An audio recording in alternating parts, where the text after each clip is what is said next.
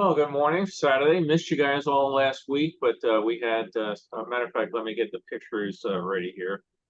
Fill you in on what the craziness of the last week has been around Cotter Hacienda. So let's start here. So we started the week, we had friends from out of town, and if you've never been up to Mount Pinos, it's a really nice area. This was 8,600 feet above sea level. It's they call it the Nordic ski base, and it's a real big area for cross country skiing. No, And it's 8,300 feet at the station there. okay, great, thanks. It's really nice. You get these meadows and trails and everything going through it. So we took some friends from out of town. We went up and did some hiking, lots of trees. So it was really neat being up there with the wind just coming through the trees. I think every time we go up there, you get just the sound of the wind going through there. And then again, there's all sorts of trails and roads and things you can hike through. Let me just close my mail here so it doesn't ding as people are trying to sell me things. Then we went over to Fort Tejon, which is just slightly north of that, a Civil War era fort, right on one of the major routes between LA and San Francisco. And it was protected by this killer rabbit. How many people remember Monty Python on the Holy Grail? Bunny's dynamite. Yeah, we need the holy hand grenade. Yeah, exactly. I won't do that whole routine, but it's just great. It's just a rabbit, right? So anyway, our friends were here, and they were planning on leaving on. This was on Tuesday, and on Wednesday they were planning on leaving. Well, on Wednesday, a 54-inch valve on the main water supply into the San Fernando Valley decided to not open, so the 10 million gallon tank of water which fills the area drained out. So we were asked to go out urgently. I wasn't supposed to work that day. We were asked urgently to go out on arson watch because all the fire hydrants were dry. And after what happened in the Pacific Palisades, the city was absolutely paranoid about it. So we went out. We were out maybe an hour, and I found a guy with a chainsaw cutting down brush in the middle of the absolute brush everywhere. And it said the guy, "That's really not the smartest thing to do." And he said, "Well, I'm trying to stop a fire from starting." I said, "Yeah, wouldn't it be ironic if you started a fire by trying to prevent a fire?" And he said, "Yeah." It says it was 105 degrees out. He said, "I don't need much of an excuse not to do this." So he stopped. But this line of cars here went down to the where you see the end of them, and it turned left and it went a mile down the hill. When we got there, people were fighting with each other for people cutting in line. I had one guy just decide to go around everybody and pull into the line. And I told him, "You have to get out of here. You got to back up." And he said, you can't make me back up. And I said, "Well, I guess not, but I can sure make sure you don't get water." So he backed up. So that was great. We had right behind this little car in the center is a truck full of water. And you learn all sorts of things. I wanted to keep the road all the way open. We had to put people down the median. And I said, just put the truck at the curb, take everything off on the one side. We keep one lane open, and then we can turn the truck around and do the other side. And I said, no, if you take all the water off one side of the truck, it will flip over. So yeah, they had about 100 pallets of water on it with forklifts, and we had to get portable bathrooms in, portable showers, and it was great fun. And again, 100 something degrees. That was a 10.5 hour day. Ouch. Then went Thursday, did paperwork and all sorts of stuff. We get back on a patrol yesterday, and we're supposed to go just on fire watch. Well, this was about a mile from the station. The truck and the woman lives at the house across the street, and the truck was her pool man, and they both swung illegal U-turns at the same time and got stuck out there in the middle of the road. After we got them separated, the pool guy, I have to give him kudos. He went over and serviced her pool. So talk about the dedicated guy. But you might get a kick out of this. We were waiting for the tow truck, and he finally shows up. And he says, "Oh, I went to the other accident." And I said, "What other accident is that?" At the very next corner, there were 4 Teslas in a pickup truck. So we had a pretty nice day, and then we were getting ready to end our day, and we saw this on the way back to the station. A guy with a weed whacker cleaning up brush in a yard ignited the yard on fire, and along with 5 structures. So we had to close the road down, and you can just imagine, people drive like maniacs as normally, but when they think the house on fire, boy, they come in rip roaring hot. But we had about 40 fire trucks. We had water dropping helicopters, news media, looky-loos, that sort of thing. And luckily, there was one firefighter hurt his hand, cut it.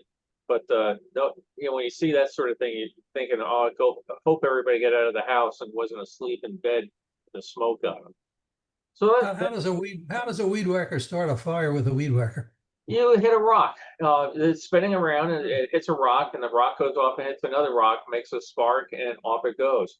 It's a very, very common thing for fires caused by weed whackers or other, machinery, that sort of thing in a high fire area.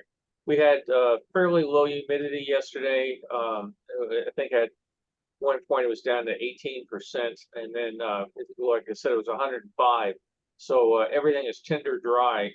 About a year ago, there was a really bad fire where one of the cities out in Orange County, and Brock, you may remember more of the details. They were concerned about people riding dirt bikes on a mountain road, so they decided to drop boulders across the road to keep the people from riding down it. And when they did that with a front loader, the front loader sparked off the rock that was dropping, which set off a thing which burned a huge fire. So, yeah. This, and then, of course, one of the things they were really worried about was arson. Luckily, we had no wind. You can see how the smoke is going pretty much straight up from this thing. But they got the valve open yesterday. We're still on a boil water restriction here. So the roads around my house, a lot of them are closed because we live right near a reservoir, which is great. But it's one of those things where you have no water, and across the road there's 18 bajillion gallons of water. Where they ran water underneath the major street through a storm drain and connected it into the pipes up in our area to push water into the rest of the area until they can get that valve fixed. Which the valve is 25 feet down and is covered. Put it down there 50 years ago, and since then they overlaid gas lines, oil lines, and fiber optic lines, so they can't get to the valve very easily.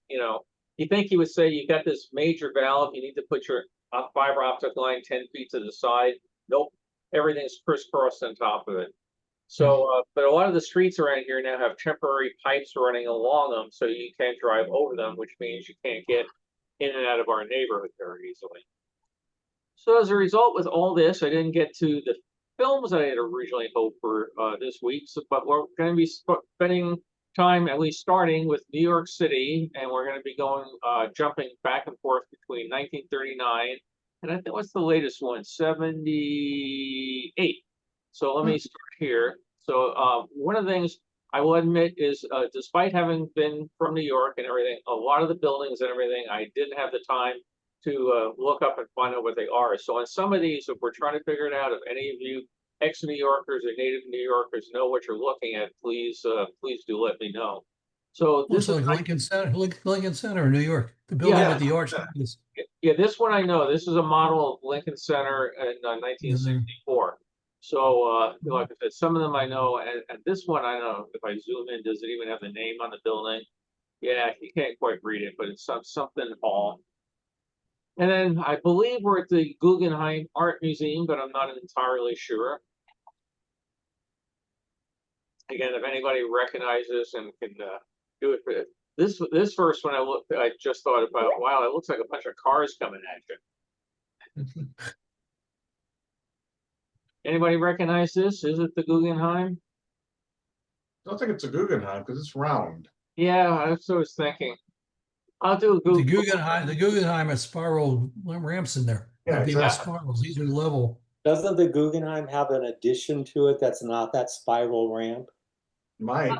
It might. I'll do a Google reverse search on these, which has gotten very good lately in some things. Whole bunch of beads or glass art installation. And we're off at the real Lincoln Center. It's been built and not just a model. Hey, he got a good parking spot. Yeah. Doris Day parking. Yeah. And we go over to Columbus Circle, if I remember right. Hey, there's the picture they should have used, Brock. Yeah, there you go. Yeah.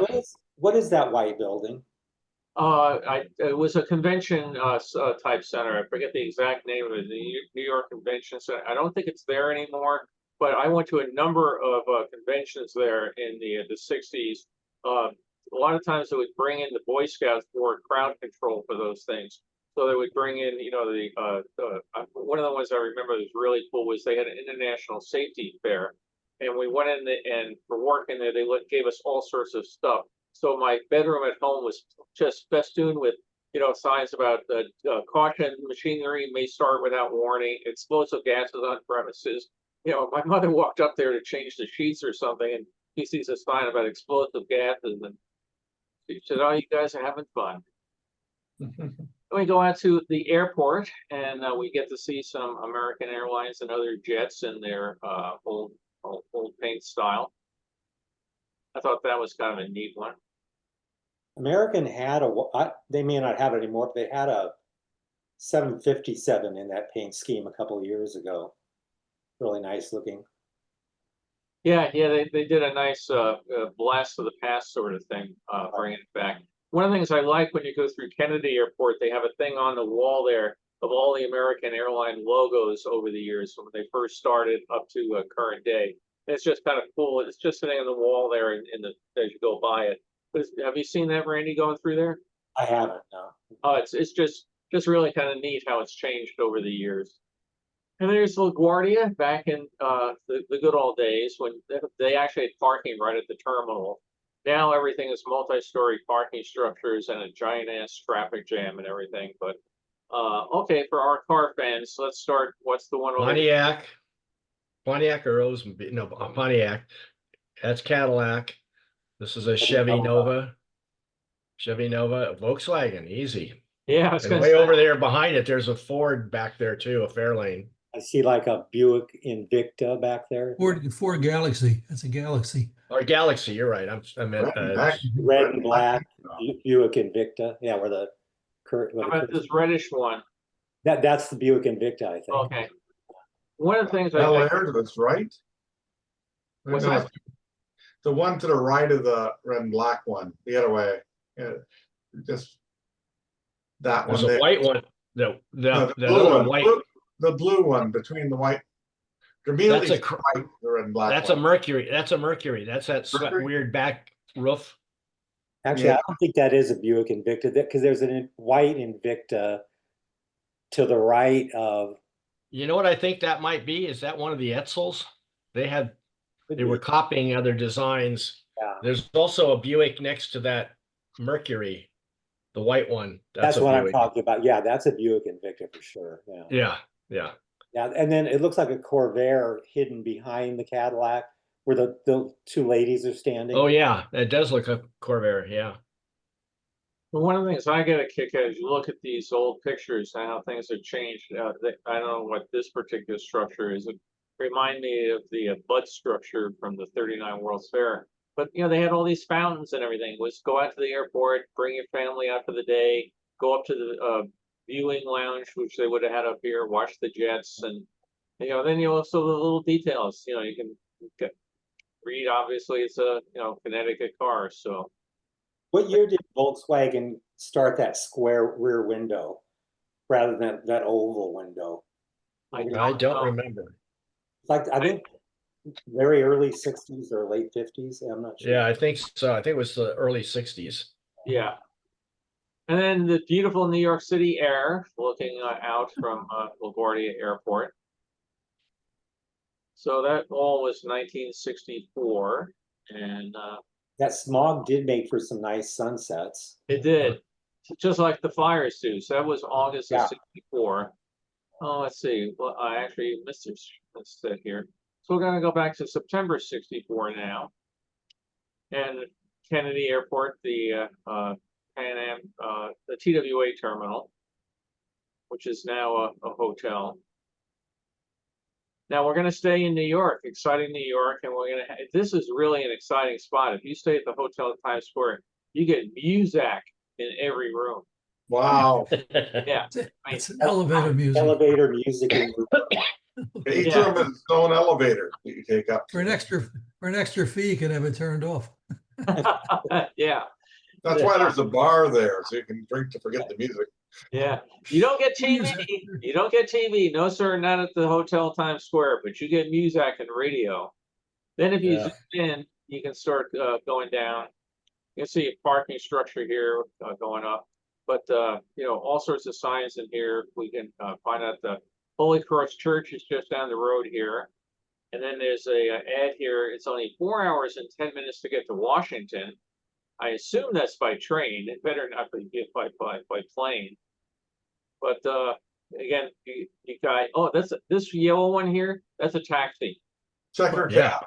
Yeah, Of course. I could figure out some cars. 4 hours sounds more like Well, St. James. the state of Washington. Maybe the state of Washington. Well, even 4 hours from New York. That even with the jets back then, that would have been a hell of a haul. But yeah, maybe it was the state of Washington. Let's see if there's anything else we can see. 4 hours and 10 minutes. Yeah, Oh, is that the Washington Monument on the right side of the billboard? looks that way. Yep. My guess is Amtrak, or it wouldn't be Amtrak back then, but take Penn Central or something. It's like a nice Corvair convertible there. Right in the middle, lower middle. Yeah, it does, doesn't it? Definitely a convertible. Then we get to see, oh, what's playing at the St. James? Hello, Dolly. Hey, hello, Dolly. Hello, With Dolly, Carol yep. Channing. You know, big time stuff. Now, a bunch of car roofs. I saw my first Broadway show at the St. James. It was Shenandoah back in the 70s. Wow. Now, what's this strangely shaped car here? I think that's a Rambler, isn't it? Like it. American Motors car? Yeah. They had weird Hey, designs Bailey, like it's that. okay. Is that an MG in front of it? It looks like it, yeah. That way, yeah, we must be getting mail delivery here. So then we get some other views. Again, these are not been restored. They're raw scans. I'll work on some down the road. So there's still scratches and stuff. Then we're going to take the Circle Line tour of New York. And folks that have not done that, I really recommend it. It's a great way to see a lot of the landmarks, but also to see some of the things that you don't normally see. I don't know what it costs now, but first time I ever did it, I think it was in the late 70s, early 80s. It was an incredible value. Yeah, I think it was always very good. And it was nice to bring people from out of town and, you know, get the sea breeze and that sort of thing. Yeah, I really liked that tour, but I lost my lens cap overboard. You didn't go for it. That's good. It probably dissolved before it hit the bottom. So off we go, and you're going to get views as you go around of the United Nations. These slides are slightly out of order. This is not the water side of the United Nations, so we didn't see that from the ship. A bunch of Boy Scouts visiting there. There we can see the Empire State Building in the back. That's That's Chrysler. Chrysler Building. and Chrysler Building. Yeah, right. Sorry, and then just the edge of Pan Am. We'll see more of that. I don't know what shrine this is. but I think it's on the UN grounds, isn't it? Yeah. Sure. I like the UN. And more Boy Scouts taking pictures of either the UN or the giant Con Ed power plant. I think the first time I went to New York, I was most impressed by the things I saw, the UN building. And I always, whenever I see North by Northwest, Yes. Which was not actually filmed there, but it's the interior shots at least were not filmed there. But yeah, every time a great film, of course. Yeah. No idea which skyscraper this is. Eva Marie Saint is of course gorgeous in it. Yeah. Had her on a flight once when she was probably about 80. And let me tell you, everybody just gawked at her. She was still a beautiful woman. Oh, that's nice. And we can see some big important things going on here. So we have Zulu playing here on the giant hit, Stanley Baker, and then up above, zoom in on this. Bedtime story. Yeah, Vaughn, Brando, David Niven, and Shirley Jones. Cast. That one. Don't remember the movie. I don't remember it either. The Zulu, I remember seeing as a kid. I can't imagine it was a 4-star movie. Yeah. It was actually a big hit. When we first saw Zulu, we did a couple weeks ago. We were talking about the Frank Buck Brings Him Back Alive, and this was Zulu was playing at the drive-in movie. Zulu was at the drive-in movie next to Frank Buck's zoo on Long Island, and it was really great when you're watching Zulu on the big screen. And you can hear the lions roaring and the elephants trumpeting and everything right next to you. It was like surround sound before anybody knew what that was. And then it looks like over here, are they showing Hamlet or something else? Hamlet, yeah, it looks like. Yeah, hard to make it through. But Also, Doctor in Distress. yes, Starring Baker and a big cast. yeah, it'd be interesting to know if the RKO Palace is still there or not. But then we get more of again. I love the signage here on some of it. So many of these shops are gone now. This is 60. Long gone. Yeah, long gone. The RKO Palace is long gone. Oh, okay. Yeah, This is 1964. Accutron watch, that reminds me, my big graduation gift in '66 was an Accutron watch. Oh, Yeah. well, here we are at Cappy Square, Broadway, and 46th Street. I didn't There's a- realize that ABC was using that. There's a Thunderbird, There's Oh, a, yeah. there's a red, couple more red car on the taxis. left. Very left corner, yeah. Actually, what I'm seeing here is the RKO Palace is still there. Really. Yeah, surprised me, but yeah. Still, It was still, renovated in 2024. Oh, okay. All right. That's good. Thanks. is that statue of George Cohen? Yep, yep. The And off to the right here, Howard Johnson's. Whoa. some fried clams. Isn't the tickets? It's called tickets. You get the cheap tickets for Broadway, isn't it? Right. Yes, Yeah. that's right where this would be now. So I didn't realize ABC was using that logo that far back. Yeah, Still Yep. using. yep. Don, is it the original RKO Palace or one that took the the name?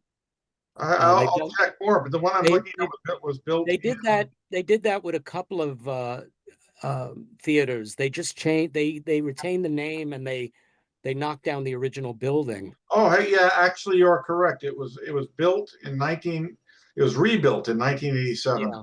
Is it a Yeah, that's why I missed. They tore it down and rebuilt one called the Palace. Yeah. Yeah, thanks. Yeah. No. Thank you. I appreciate that. Great, you guys are both right then. So Is it? I love that sign. Yeah. I remember seeing that sign. It's gone now. Him blowing Yeah, smoke. that's all gone. My dad used to sit in a bench and he would let me watch it for like a good 20 minutes and I would watch the smoke come out. And I would ask him, Daddy, how did they do that? giant bellows. Yep. So there he is blowing his smoke rings. Now, I have various pictures of the sign over the years with the guy changing over time, but was Yeah. there for quite the while. Did he always I smoke? guess, I guess the smoke mechanism is inside the building. Yep. That RKO theater, if you think about it, if they rebuild it in 87, it's about time to rebuild it again. Yeah. The first one was probably Oh, built yeah. in the 30s. Yeah, sure. This one's a little out of focus, but boy, NBC sure had a big billboard, and we can see what they're advertising here. Toby Gillis. Toby Gillis every Wednesday. I didn't realize Dobie Gillis was on that until in '64. I thought it had ended by then. No, it's still up there. Although there's a scaffold here, who knows if they're getting ready to paint it over or something. But it says every Wednesday. It might have actually been its reruns at this point. You see the time, 4:30. Oh, right. So like local broadcast type. thing. Yeah, And every weekday, he didn't run every yeah, weekday. it had to be in syndication. So, but it's New York's community station. That was real popular back then. Like, and a lot of times they had to slightly change the name remember like the Dick Van Dyke Show started. Yes, right. The afternoon Dick Van Dyke Show or something. There was some legal reason they had to do it. Yeah, they did the same thing with Bonanza, was aired for a while as the Ponderosa, because it was Bonanza when it was on, prime time, and Ponderosa when it was in reruns. They did the same thing with Dragnet. They did it with a couple of them. In Choppernetti, they had a nice pavilion at the 1940 World's Fair, and they had a series of restaurants, which, as you can see, had good food. Yeah, I mean, of course, if you had a restaurant with bad food, you probably wouldn't advertise that. But other things, I think Kent cigarettes are long, long gone. They don't make them anymore?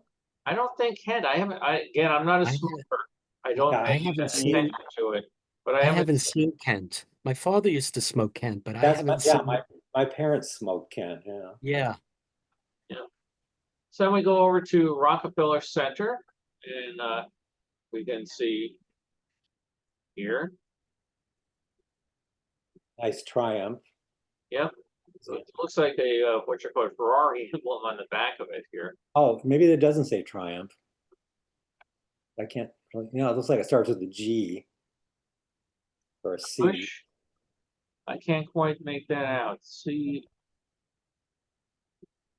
Yeah, I can't quite make it out, but it does look like the Ferrari logo, doesn't it? Right, right. So maybe it was a Ferrari of some sort. And then in this area, you'd always get all these cars, these limos pulling up, and the drivers waiting for their big shots to come out. Then we have Prometheus, the statue there in the center. And for folks that are not familiar with it, during the summer, this is a very nice dining area. And in winter, they take all that out and they put an ice skating rink in. Have you ever gone ice skating there, Bill, or anybody? I've never gone ice skating. I've watched it, but I've never gone. I've watched it, but never actually done it. Right.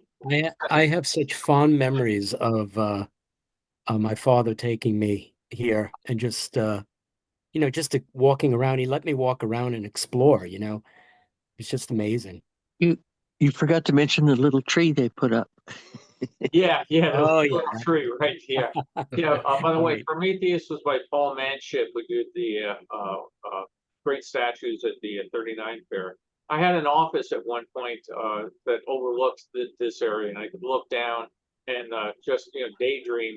We were there interviewing people, like 50 people to interview in 4 days, and in between we just look out the window and think, I'd rather be down there where all those people are having an ice cream than up here. Bill, you just mentioned the Prometheus statue. Was it originally at the World's Fair, or is this a copy? Or... No, it was commissioned specifically for Rockefeller Center. Now, I have no idea who this guy is, if anybody recognizes him, but, he's talking to somebody who looks like they're paying attention to him. I don't know if it's just some random guy they caught, or he was... I figure with the paper here, maybe he's a racetrack tout or something. But As you say, he's a bookie. Yeah. And we got to go see St. Patrick's. It will always be the Pan Am building. Oh, yeah. Not the MetLife building, it's the Pan Am building, Jack. Yep.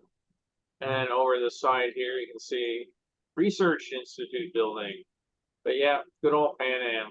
So the Pan Am building is very prominent in the new Fantastic Four movie. Oh, is it? Okay. Yep. They also show, what was it? One of the buildings from the World's Fair showed up. Oh yeah, it's a 7-Up building from 64 World's Fair. The sign. First few minutes downtown. Is it called the Pan Am building in the? Yes. Okay. Yes. That's neat.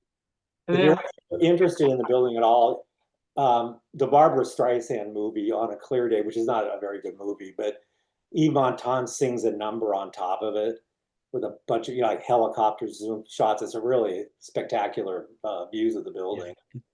Yeah, that's a good one. then we get down Fifth Avenue. People obviously enjoying views from the rooftop garden up here. Best and Company, a department store. Does anybody know? It was in the last slide. Yes, Yes, yeah. not the same as Best Buy. Right. Yeah. It's the shop that that Al Pacino and Diane Keaton are walking out of in The Godfather. Oh, really? Okay. This looked like a pretty nice day in New York, smog wise and everything else. You get some pretty nice views and lots of people out there. And one rooftop garden looking across at the other rooftop garden. Again, I don't know what this building is offhand. Anybody from The RCA building, Yeah. RCA it's- building, Rockefeller Center. Rockefeller Center, yeah, but it's not Yeah, RCA yeah. anymore, is it? It's something else. It Wasn't looks it? awfully tall with nothing around it. There I think, wasn't a lot I think around you're them. right. I think it is, I was think that's yeah, RCA. the and I RC, think that's it's the like, RCA. They had an observatory too, and they I think they closed that down for a long time. Oh, Yeah, okay. they reopened it recently, but it was closed for years. it became Sony or Mitsubishi or something like that at one point. Yeah, they bought that. That was the same year that Deborah Norville started on Today. Today. That was the year that I think a lot of that changed over there. Yeah, Um, RCA was bought by GE and it Yeah. became the Yeah. GE building. Right. And of course, the Empire State Building, and you can see smog, smog, smog on this Yeah. particular view.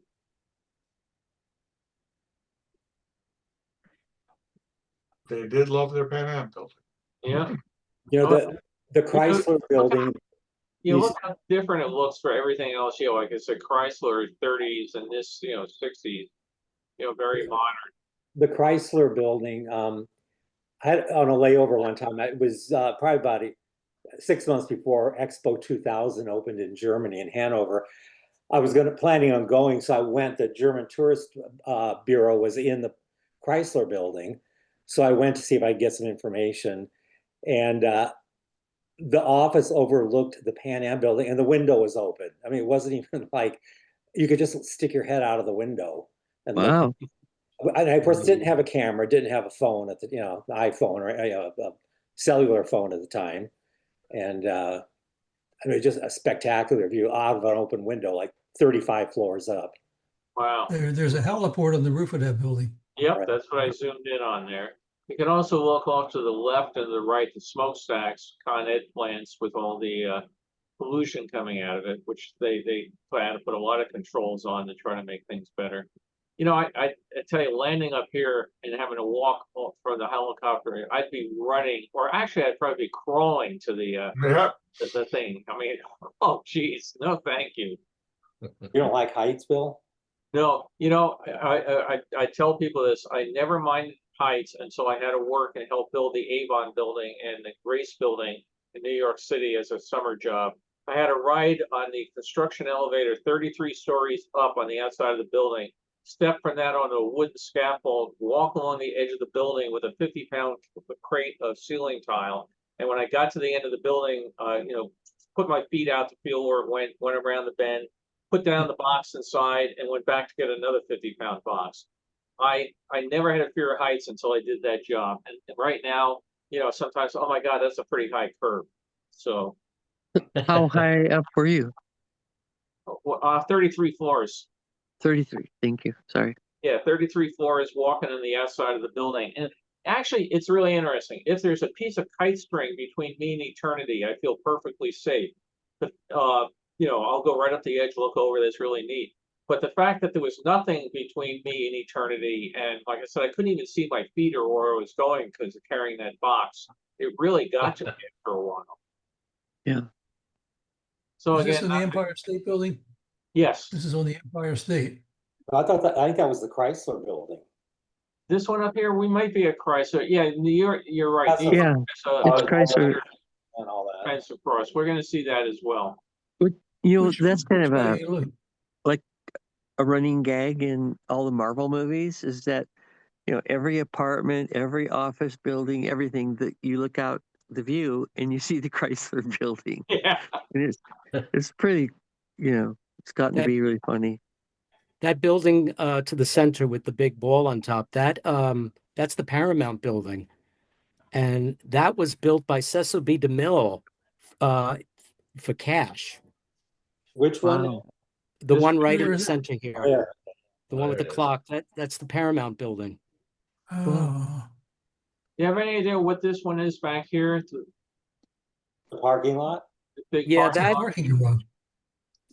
That I believe is, that's the bus terminal. Yeah, that's The what. Port Authority bus Authority terminal. bus terminal. Okay, Where's- I thought so. But then, yeah, we could see that Burton and O'Toole are starring in Beckett, so it's pretty good cast down there. Oh, wow, really? Yeah, that's amazing. And And what's a the other one?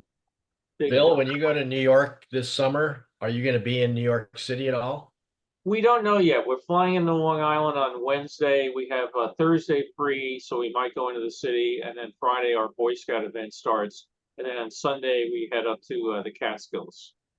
Yeah, the reason I was asking would be kind of interesting to see if you could duplicate some of these angles and see what the difference of the skyline is today Yeah. versus then. I imagine it's just insane. Yeah, because there's a lot more tall buildings there now Yeah. than back then. Yeah. I mean, there were a lot then, but What's really sad, Brock, is that a lot of these buildings are still there, but they're buried now. Yeah. yeah. Now, I don't know what Dino De Laurentiis was It's the- showing back It's here. the Bible. The Bible. Oh, How yeah. how were they Bible, buried? I remember How were they taking, buried? I'm sorry. I remember taking my grandparents to see that. They had never seen my parents took my grandparents and I went. They had never seen like, a widescreen CinemaScope or Cinerama movie. And of course, my grandmother was totally offended because she saw Adam's butt.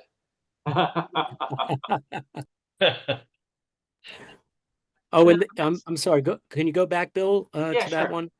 The building that's under construction is, I believe, the New York Times. When they started building, Oh, yeah, I see the shape of it. yeah, it's the New Yeah. York Times Was it building, Times? or if I'm wrong, it's the Chemical? Allied, Allied the Allied Chemical. Chemical, Allied Yeah. Chemical. Yeah, Yeah, I think it's Allied Chemical, and they had the New Right. York Times scroll going around the bottom. But yeah, that's that's right. the New York Chemical. That'd be Allied the Chemical. North Times of Times Square, north side of Times Square, Yeah, it's near Times Square. Yeah. Yeah. north end of Times Square. Joey, what do you mean by buildings are now buried? Well, the views built. I mean, like here, if there was a Yeah. building between you and this one, that was up here at this high, you wouldn't see this great building. Or this one with Oh, this okay. nice turret. So there's all sorts of other skyscrapers that now block the view. Yeah, a lot of them are just still there. They're just they've been buried under years of construction of newer buildings. Now in this picture, you see those skinny condo buildings. Oh, Yeah. those are horrible, Nobody there is Randy. real. I can't Yeah. stand to look at those. I've seen, pictures of them from the outside. I've also seen, whatever, $25 million, realtor ads for one of the units at the top floor. And it's Yeah. like, how could you Yeah. live there? A couple of those buildings have engineering problems too. Oh, really? That's scary. I think one of the rules is if your movie doesn't show the Chrysler building, I think you have to have a view of Central Park. Yeah, I wonder Yeah. about that. So this is taken from Empire State Building? Yeah, I believe here, because now the railings you can see are different. But look how low they are here. yeah, I know. I was thinking that. You could climb right over that, which is. In the 1940s, it was before my day, but there was a girl from Baldwin, New York, where I later lived, and she threw herself off the edge of the Empire State Building and landed on top of somebody's car down below, totally crushing the car.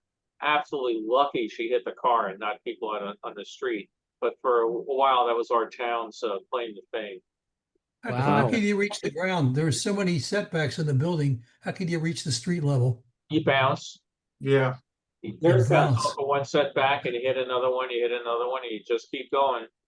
There's that Bill- famous or infamous photo of, I think it took place in the 40s, the beautiful That- young woman that jumped off and landed on top of a cab and looks like Right. she's sleeping I on was- top of a cab. I Is believe Bill, that was the is gal that- from our town. Oh, right. really? I was going to ask you if that was the photo the very famous photo you're talking about. Yeah. And she looks very nice, and her hair is still looking good and Yeah. everything. Yeah, Yeah, it looks like she's Decided asleep. to take a nap on top of a cab or car or whatever. yeah. Yeah. The guy's holding a Kodak Brownie camera. Oh, Yep, yeah.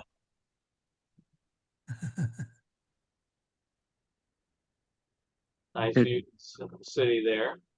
That Peter O'Toole, on the Beckett sign, and it always reminds me. Every time I see his name, I think of the time he was in the movie. He said, "I'm not an actor. I'm a movie star." Yep, my favorite year, Peter O'Toole. Yep. That's a Wonderful good, movie. Guys, What year was this photo taken? This was 64. Okay, I Guys, remember being up there. I I'm could thinking sit that in New York State Pavilion there if you knew where to look. Yeah, I'm thinking this is the RCA building, guys, because it's the railings are too low and they Okay. already had those high They already railings. And the architecture over the railings looks Yeah. like a Oh, you're different right. building. I think you're right, yeah. yeah. You know, my favorite year, when Warner Brothers bought Laura Martella Pictures, they were filming that on the old MGM lot. And I went over there to, meet the people working there. But they were doing a scene where people dressed up like giant, I think it was acid bottles and a ketchup bottle and everything else. And it was like a typical scene out of, all the Hollywood movies where everybody's wandering around the lot. But the door opens on the soundstage, and out come, walking ketchup bottles and all these other things wandering around, heading down towards the commissary. It was very bizarre. I got to watch him. I wish I had been there when he did that famous roll across the tabletop. That was just insane when he did that. But I got to watch him for a while, and I was always trying to figure out if he was sober or not when he was filming. Oh, never. According to he and Richard Harris, they were never sober. And Burton, Richard Yeah. Burton. So let's see, that's September 64. Now we're going to go to, more September 64. Well, we know we're not on top of the Empire State Building. I was just gonna say that, Yeah. yeah. I think Yeah. This rolled is it a up. giant mirror. held Yeah, this up. is probably a continuation of the prior roll. Look at the smog. You couldn't even get a good view. No, lots of piers, but not lots of ships that day. The American Americana. Hotel. I stayed there a number of times. Yeah, hotel. It's still Yeah, there. I once had a assignment in the Americana when Motorola was selling their pay-per-view TV boxes, and I had to stay there a week at a time and follow behind the installer and make sure that the subcontractor was keeping up with their contract. Oh, wow. I'm going to see the Park Sheridan Hotel. Oh, that's where we used to stay on layovers at one time. Really? Park Sheraton Hotel. One time I got the Jackie Gleason suite. Whoa. And of course, it was, this hotel was really run down. It was just, the late 80s when we were staying there. The lobby was done in like ancient Egyptian motif with like faux gold Tutankhamun mummies. Oh, wow. The Jackie Gleason suite had like 2 acres of orange shag carpeting. When you approach the air conditioner, the carpeting was soaking wet. I mean, it hadn't dried for like probably 15 years. Oh. It was pretty disgusting. Yeah, they really treat flight crews well, don't they? Well, our thing was that we would always stay at a hotel during construction, and the second the construction project was finished, we moved to another hotel that was under construction. Really? I remember I stayed in, Sheridan at one time, and I got to the room, and there was a little thing on the thing next to the TV stating that they were going to be doing controlled blasts in the morning. They were trying to do some construction, and they had to blast out some bedrock or something. And it shook real good. That was before I think I knew what earthquakes were. But I was saying, all night long, just waiting for this damn blast to go off. So, does anyone know, is the Americana still there? Probably not as the Americana, but maybe as something else. I think the building's still there. Yeah, I'm not sure. Yeah, I think the building's still there. Might have changed Looks the familiar to me name. for some reason. Now- One year we had a press conference at one of those hotels on the south end of Central Park. I think it was St. Francis. And we were working through the night to get our equipment up. And at 3 a.m., Peter Goldmark from CBS ordered pie a la mode for the whole crew. Oh, wow. And remarkably, the room service restaurant was open and we got our pie a la mode at Oh, 3 wow. a.m. Treat. Now this one I got a kick at it because if I zoom in here, you'll see a very large building with no windows. And I can tell you that down this street down here is 10th Avenue, and this is the AT&T building, which was I still have my ID card from AT&T Long Lines in a facility known as New York 7. So up here in the top were the microwave horns that would beam out to other parts of the city. And then you notice again, no windows because it was built to be nuclear blast resistant. Every floor in this building is twice the height of a regular floor because it had all the telephone equipment that would go in there. There was a guard, you went in through right down, it's kind of blocked this corner here. You went in through a guard facility and went up to the buildings, which had the world's slowest, lousiest elevators. But the guy down here had a very important job, and he'd get it wrong so many times. There were 3 buttons, red, yellow, and green, and all he had to do was push the right button. So when you got to the elevator up here, you knew it was green. You didn't need to bother bringing your umbrella to go down out to lunch. If it was red, you knew that you did something. The number of times people, and these elevators, really, they were very, very slow. The number of times you got all the way down here to the bottom, came out and it was pouring rain, and then people screaming at the guard. You think he'd get it right, but I mean, the old saying, you had one job to do, you know? You didn't just buy a $1 umbrella for one of the guys on the street? Oh yeah, yeah. It's actually funny. Talking about guys in the street. Carol knows I love hot dogs, and I would come out. There was a guy out here selling hot dogs, the typical New York City dirty water hot dogs, and I loved it. I would stand on the street, just have 2 hot dogs, and watch the crowds go by.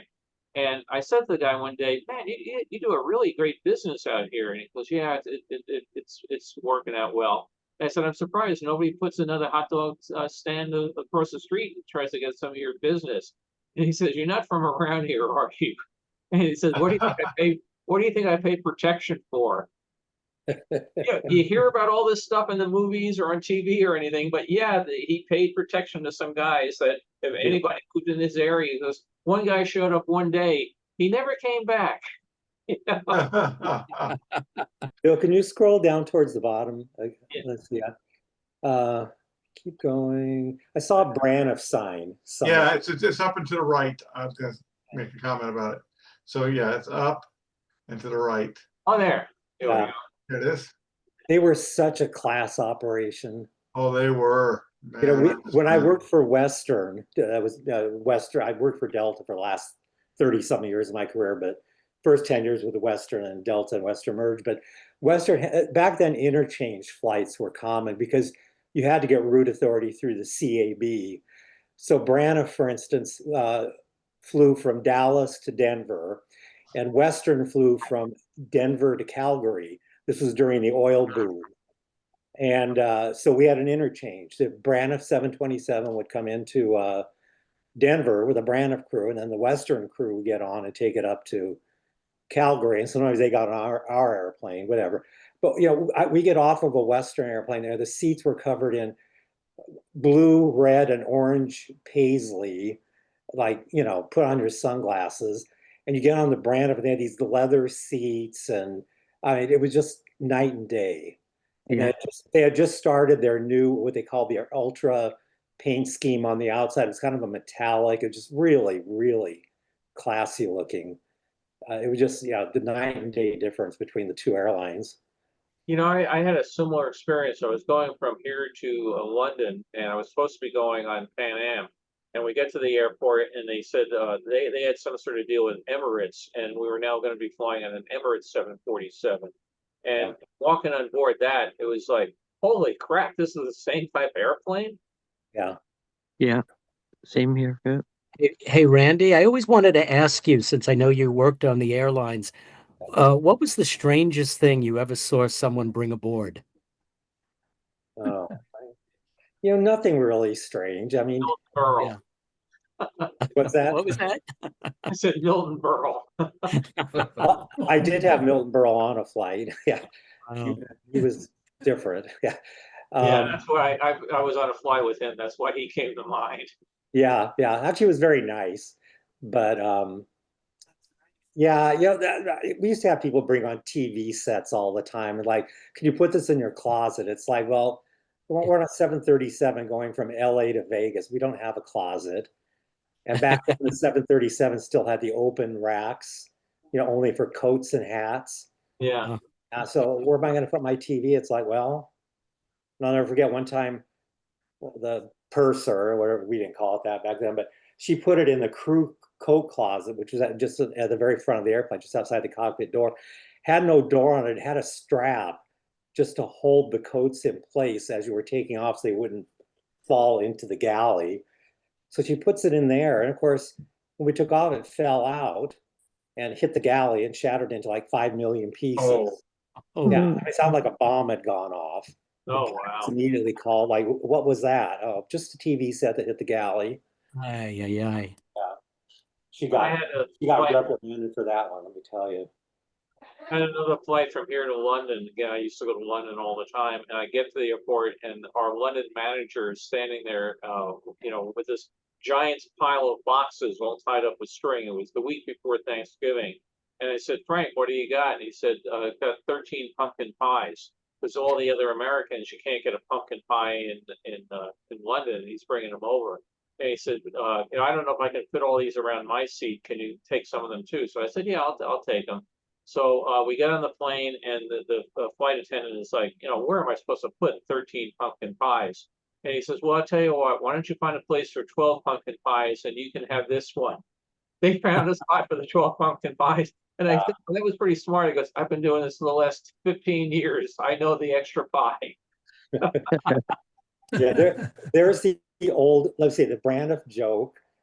And I'm sure every airline told the same joke. Let's see, the man gets on in Boston. In Boston, I think Baltimore too, you can buy those packaged crabs or lobsters. Lobsters. Yeah. But these were crabs. And so the flight attendant puts them in the galley, and they land in Dallas, and she can't remember who gave her the crab. Well, I'm giving you the joke.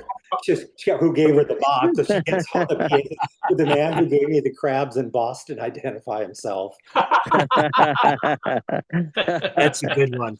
Oh, Yeah. God. That's Awesome. great. One So- last thing on this picture before we go. The guys work. I only had a summer job here, but the guys working here had a great routine. Down here, you can see all the piers where the passenger liners came in, and they would print in the newspaper that the SS France was coming in at 10 o'clock and would be sailing again at 6 o'clock or whatever.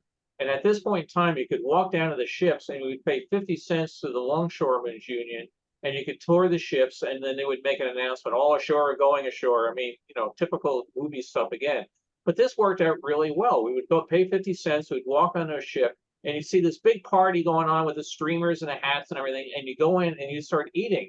And then people would come and go, oh, I don't know you. Are you part of the Prudential operation? And go, Prudential? No, we thought this was the Finnegan party. Oh, no, you're in the wrong party. Okay, we're really, really sorry, came in the wrong room. Go down to the next room, walk in, eat like hell. Are you part of the Shine Bombs? Oh, no, we thought this was the Prudential party. They Yeah. work like a charm. Once a week we go down there and do that. So, Bill, you actually got to go on the France? Yeah. We went a whole bunch, and like I said, it was really great. And these guys are snobs. There would be two ships side by side, and go, oh, we don't want to go on that one. This one has the big shrimp cocktails. They had it all laid out. Yeah, We- airline crews would do the same thing in hotels. You check into the hotel and you go past a banquet room and they're having like a bar mitzvah or wedding reception, whatever. So throw our airline identifiable garments in our rooms and go back down and join in. The wedding crashers, right? Yeah, people would never know. And bar mitzvahs were always the best. Food was always the best. A lot of times they were just wrapping up, so they just say, "Hey, go ahead, take what you want." But Yeah. Well, I think we That, finally made it to the Empire State Building. oh yeah, Joey, I asked that question of a TSA agent in the LAX, and he said the weirdest thing was this guy weighed about 450 pounds, and he had stuck a Derringer between his butt cheeks. Oh, oh God. hope it wasn't loaded. It might have been, I don't know. You guys all know now. Actually, don't you kind of hope it was loaded? Yeah, right. You don't have to take your shoes off now. That's a big thing. yeah. That's Yeah, nice. but pre-TSA, we haven't had to take our shoes off for a long time. So That was that uh, bomber. Yeah, to start doing that. Yeah. And how many people would have liked to have come in by dirigible, attached themselves to this mast, and made their way from the steps down into the building? I'd stay on the dirigible and go back to the other way again.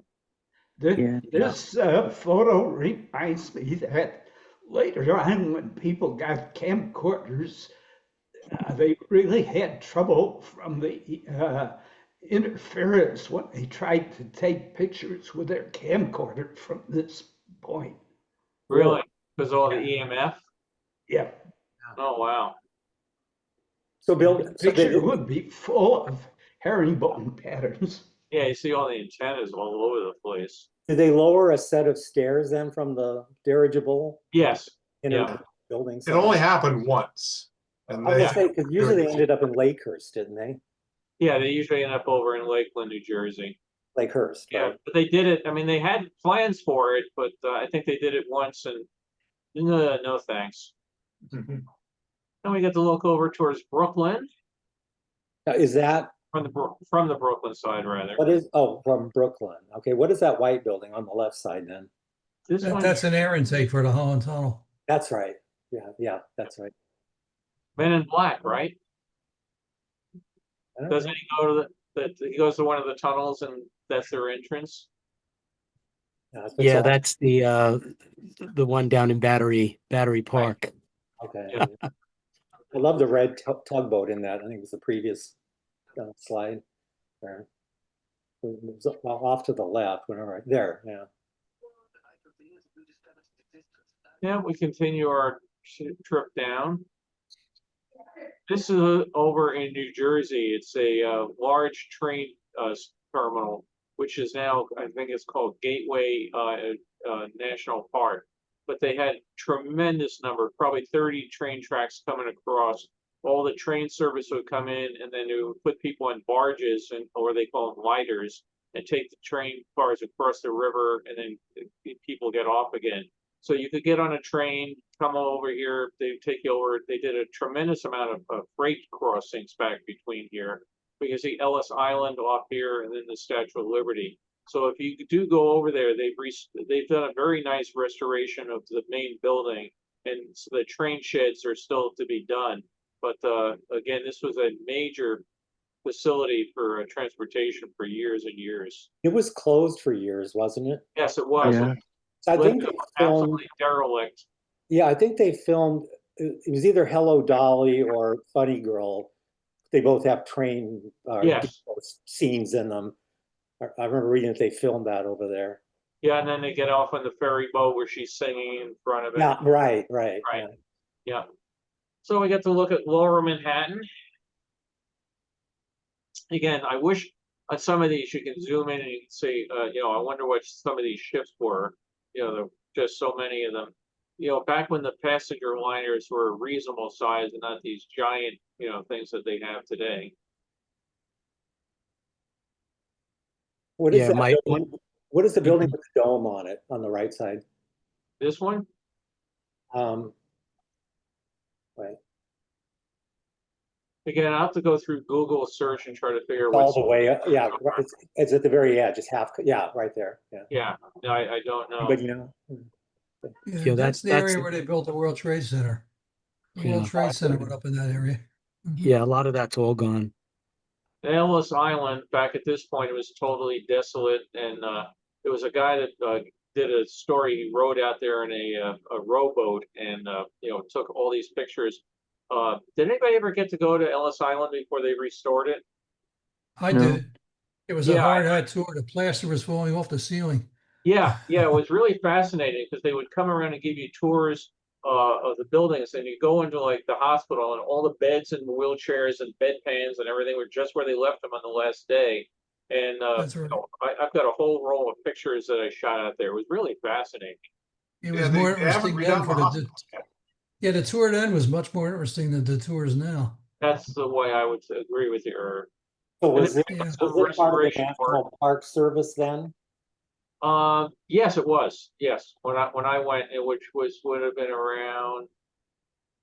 Trying to think, 1978 maybe. I'd have to go back and look at the pictures. The National Park Service did. It was a strictly reservation only, take you out, and but there's still things I remember. In one of the shots, it was the set of keys just all hanging, 100 keys hanging on hooks there in a building, and just thinking that island was. Oh, and the ruins of the ferry boat that used to take you back and forth was sunk there in the harbor. Yeah, it was, you could still see the menu in the cafeteria on the wall. Yeah, Bill, you should show those pictures on one of these. yeah, I'll have to dig them out. Yeah, I would love to see those, Bill. Yeah, I would too. I would do. Maybe I'll even try to find them before we wrap up today. So down at the base of Lower Manhattan, we go up the river. Assuming that red boat was the Staten Island ferry. Yes, this was one of the it still goes back and forth. This is still here today. Over here, we have one of the Circle Island tour boats going out. You also had one of the big New York City fire boats is stationed right along here. And we look up the river. See the seaport over here. Yeah, there's a bunch of the ferries there going out. So Marine and Aviation is one of the companies that runs the boats. It's a department, the New York City Department of Marine and Aviation. Yeah, these are municipal ferries, not private. I thought they were yellow for some reason. Oh, they've been repainted, but back then this was their scheme. Bill, They always talk about it. They always talk about extending the subway from Lower Manhattan into Staten Island and eliminating the ferries completely. Yeah, ain't gonna happen. Yeah, it's never gonna happen. The tall building, if you go back one, Bill, the tall building in the center there, that's 70 Pine Street. And for years and years, that really colored the skyline of Manhattan. That's almost buried now, but 70 Pine became condos, so you could live in there if you want. Oh wow. Yeah. Here's something we could all afford. Yeah, right. And the Brooklyn Bridge. That's New York City Hall, right? On the left side. This one Yes, here. it is. Yeah. That's Yeah, Chambers Street. Yeah. And one police plaza somewhere in there. Yeah. If you get to New York, walking across the Brooklyn Bridge is really a great time. I had never done it for years, and then Carol and I were in New York, and we walked all the way from Upper New York through the entire city, across the bridge into a party in Brooklyn. And if you get a book called The Great Bridge by David McCullough, he talks about how they had so many deaths on the bridge, and then they had some period where miraculously nobody got killed for 60 days until a cable snapped and took a workman named McCann and plunged him to his death. And that happened to be my great grandfather. So Wow. yeah, Wow. walking across the thing and thinking, and it's really neat. My grandmother, in the book, it says something like he plunged instantly to his death. And my grandmother said, "Oh no, she was a little girl at the time. He lasted for 3 days and then finally succumbed." But when they redid the Brooklyn Bridge a number of years ago, they had to replace a number of these steel cables, and they sold off chunks of it, like a 1-inch diameter piece of cable. And my grandmother I still have the package that came in from Abraham and Strauss stores that were selling them, and I think the receipt was like $9 or something. But she went and bought all her grandkids a piece of the Brooklyn Bridge cable, so we all had something to think about the family. I still And have. when they built that bridge in the 1800s, those towers were among the tallest structures in the world. Yeah, They had tremendous problems building them. You may have read the whole thing about caisson disease. Caissons and getting the bends. Yep. The guys had to go down there and they had no idea whether when they came up, they were all dying because of being under the air pressure, they were getting the bends. Oh, wow. Mhm.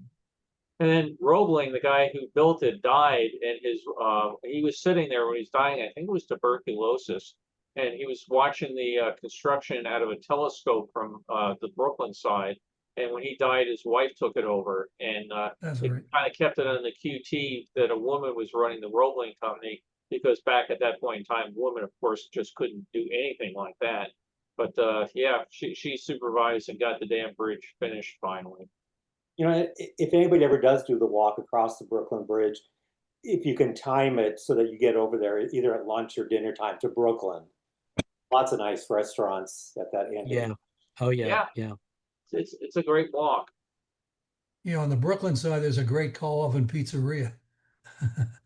Over here, this is a garbage handling facility, so all the garbage in New York has to go someplace. So they would bring it in here and bring it down chutes, put it in barges, and take it out and dump it in the ocean. Notice how modern the Empire State Building still looks. You know, Yeah. 100 years old, it still looks modern. And now we get to go and head on home. So we're flying out of Kennedy Airport. It has changed just a little, hasn't it, Randy? Just a bit. I There- recognize Northwest with the red tail. That's the only one I Yeah, can recognize. Yeah. here's the TWA terminal. That's another fun thing about Fantastic Four is their offices and labs are in the Empire State Building. Now that's a rarity. That's an American Airlines Convair, either 880 or 990. They had those weird, I forget what they call those things. The wingtips. They had a specific name. They helped with the aerodynamics. They also held additional fuel. Yeah, winglets. No, Yeah. it almost looks like the engines are mounted on top of the wings. yeah, they're not. No, Yeah, it's they're just not, but it almost looks like it because it's there. all those things. Yeah. And again, they took a bunch of pictures going out. Now, what's that? Oh. This is what you call it. This is all these little cottages. A lot of them are gone now.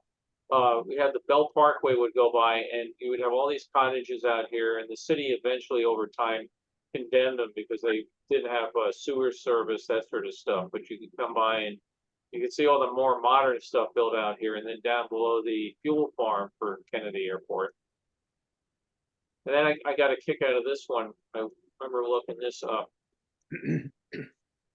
And you can say, welcome to BARC International USA. And it was you can see this giant parking lot. This is now, I believe, it became a Times Square store, and I think there's a Costco on its site right now. But this guy was building this giant building out here, and his whole thing was to make it a giant international market. And you can definitely see he was hoping for some crowds. Look at the size of that parking lot. He's got an amusement park off to the right there, or just above it. See, Oh yeah, it does. Yeah. he's got a little amusement park there.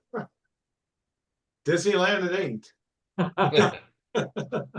But you get the ambience of the jets flying overhead, you know? Yeah, That's the kind of, when I was a kid, I don't know if they did this, we may have talked about this before, they did this on the East Coast. Macy's here and some of the shopping malls had little amusement parks on their roofs. They had a Ferris wheel, merry-go-round, maybe like a mini roller coaster, bumper cars. It was like the late 50s. They only lasted for a few years. That's neat. Yeah, there's some pictures where you can see the Ferris wheels. The one in San Jose at Valley Fair had it. The one up in Hayward at Bay Fair had it. Of course, my mother hated it because every time we went, Mom, I want to go on the Ferris wheel. Hey, you had that planned, huh? You've probably all heard of Stu Leonard's in Connecticut, and he has that, kind of a petting zoo and a bunch of circus rides and stuff. And then before you go into his market. Yeah, you had to Right. mention Stu Leonard, though. I was tasked one year to come up with a keynote speaker for a Time Warner conference, and I heard about this store and how well it was doing. So I Right. asked if they would come and make a speech. So the son came in and he gave this great speech. And for people that don't know it, the store has a giant rock in it. It's this giant. It was one of these boulders. Remember the old Dick Van Dyke show where I they was just going to mention that the boulder in the basement. basement? Yeah, if they shift that boulder, it will shift the whole tectonic plate of New Rochelle, right? Well, Stu, when he built his market, built it around this giant rock.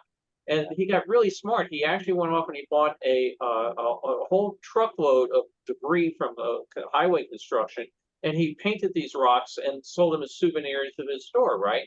So his son comes out and he gives this whole great presentation about how the store does well. And the whole thing we were asking about customer service and how do we get our telephone agents and everybody to do better customer service. So he does this entire great speech. It's all great. About 3 weeks later, the feds arrested his father for income tax evasion because he had 2 sets of books. Oh, Oh no. Yeah, My mom was on the consumer committee that they had at Stu Leonard's. yeah. I mean, it was a great thing, but we were all saying, Wow. well, that's how they made so much money. Can Time Warner now have 2 sets of books? Oh. You know, in the Dick Van Dyke episode, that's how the Petries and the helpers, their neighbors, that's how they end up chose houses. The Petries ended up with the one in the boulder in the basement. Yeah. My mom and dad's had one too in Connecticut. There's gigantic boulder in the basement, and Dad built a train set around it. That would be a good use. Yeah, it was pretty cool. That's the neat. main hospital in That's Austin, the the castle in old one had Central the Park. boulder in the basement, but they had to build around because they just couldn't clear it. So, Well, we've shifted gears a little. We're now riding the New York Central Railroad, the Harlem line, and we're going down the Hudson River. And if you looked across the Hudson, you would see this facility known as Bannerman Island and that Bannerman Castle. And Bannerman was a really smart guy that after wars, particularly the Spanish-American War, he bought almost every piece of military surplus the United States Army was trying to get rid of. And he was storing it all in New York and downtown Manhattan. And people finally said, he's got all these bombs and cannons and everything else. You got to get it out of here. And so he went and got this island out in the Hudson River and built this castle out there. And this was his armory.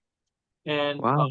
yeah, and then World War I comes by, and all of a sudden they had to staff up, and they didn't have a lot of stuff. So he made an absolute fortune reselling all these Spanish-American war stuff back to the United States Army for outfitting the doughboys for the beginning of World War I. So again, he lived out on the island. This tower, the little round thing out to the center, was a water intake for his system. Over the years, he of course sold everything off, and then unfortunately they had, like everything else, the guy lost his fortune. The island was abandoned, the capital was abandoned, and then vandals got out and set fire to it. They do give tours during the summer months where they take you out by boat. Most of the building has collapsed. They put up giant steel beams holding up parts of it, but you can get a really nice tour. But yeah, Bannerman had quite the business, and he did a mail order catalog. You didn't need to be a government. If you decided you wanted a cannon and you still wanted to put it on the front lawn of your VFW, or you just literally in one ad, he was telling people you could buy a cannon and it was great for farmers to scare away the crows and other birds. He had everything. I mean, just one of the fires he had in one of his warehouses in New York, why they made him get out of there, was all these giant hawsers, ropes that were made to hold battleships to the docks. I mean, he just had everything out there. Wow. So we go driving down the Hudson and the Harlem line, and earlier I used the expression about we're looking up the river, and that's the famous expression that they sent you up to Sing Sing, and you can see the guard tower off here to the left, and the trains go right by Sing Sing. Is Sing Sing still a prison? Yes, it is. Yes, So, it is. yeah. It's probably And it's still on the train line. It's probably changed quite a bit, I would assume. Yeah, a lot more fences. And this is where they have the famous gas chamber. That was New York's primary execution facility. Gas chamber, electric chair. This was the bad prison. Matter of fact, I think it's the only one that has the death chamber in it, which is not being used now. Is that a subway line going by there? No, this is the New York Central. We're taking the It's- train from Albany to New York. Yeah. Yes, it's got a third rail for electrification rather than overhead cantilevers. Yeah. So And we that's get why I thought it down was a into subway, the the city third rail. itself. Again, the guy was out of the front of the train, and the views are not the best. So you can imagine vibration. The window is probably cleaned every 10 years. It starts at Madison Square. Yep, yep, and still run, like that's, the Amtrak train that runs up to Vermont is on that. It's called the Ethanol Express. Takes that Yep. exact route. I've Been ridden on on it. Yep. Be sure to get your S&H green stamps. Gonna Yes. mention it. Yep, We're here. Look We at have that. green stamps, and then you get a free something here. big laughs, it looks like. It looks like a glass of some kind. They're open 24 hours. We over here, if you want to stop, the bar is getting a delivery of Pabst Blue Ribbon. Yeah. And you guys can have fun with these cars. There's a 59 Chevy Impala and another Buick or Oldsmobile. I can't see if I can see and it looks like a Thunderbird across the street, white. I think is that a Thunderbird? It could be. Then we continue down the train. I mean, it's just lovely living here. You can listen to the trains go by, right? Speaking of gas station giveaways, I still use the steak knives that my parents got. I think it was at Shell used to give out steak knives back in the 60s. I still use them. You know, I worked at a gas station one summer, and again, we gave out all sorts of things: salad bowls and water glasses and sour tongs for you know the combination spoon and tong thing for the salads. And my parents and all my brothers, because people would come in and you say, hey, you know, you get a free tank of gas, you get a salad bowl. I don't want the effing salad bowl, kid. All right, went in my car. Everybody in Baldwin that knew me had salad bowls. I mean, amazing. I think we still on one of our high shelves in our closet here may have some. So And back to for when me, I was growing up, my mom's, I think half of our drinking glasses were early American gas station. yeah, Definitely. So many different. Yeah. weird 7 glasses. Up or Yeah. we still use drinking glasses. or, They had a campaign Golf. when I lived in New York. I'm trying to remember the name of the Hardee's, I think was the name of the burger thing.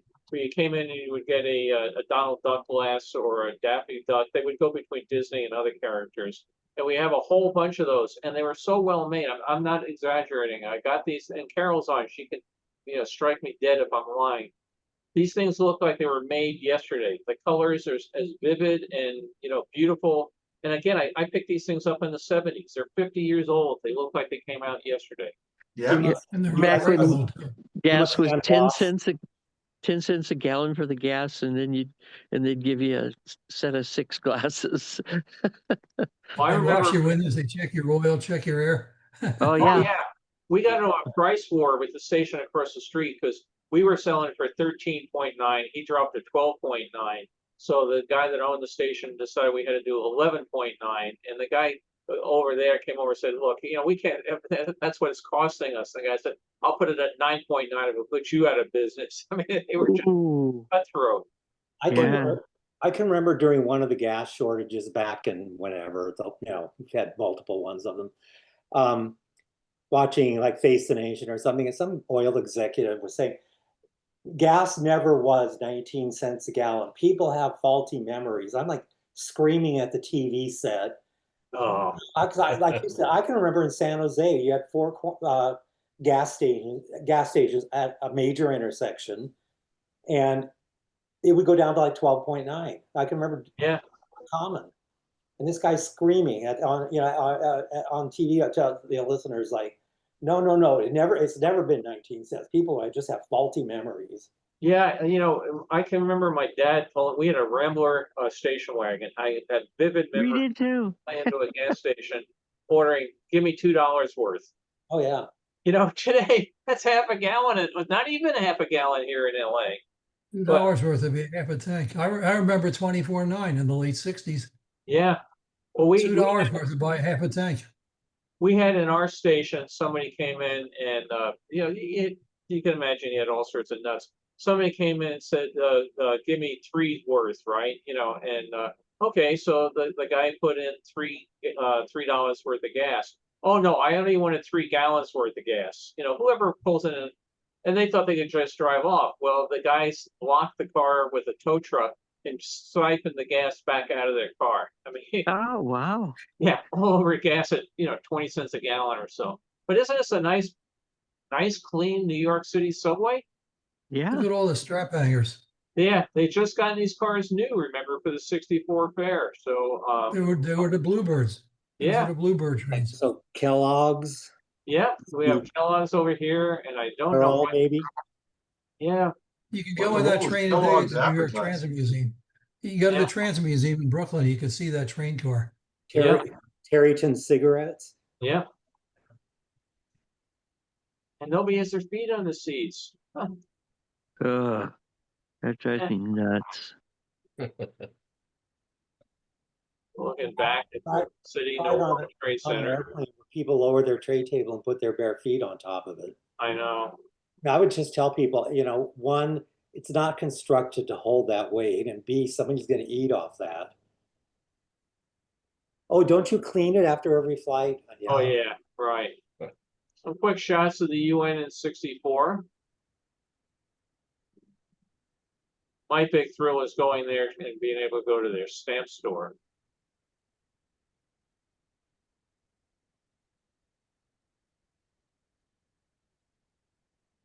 Talk about people sitting in weird ways.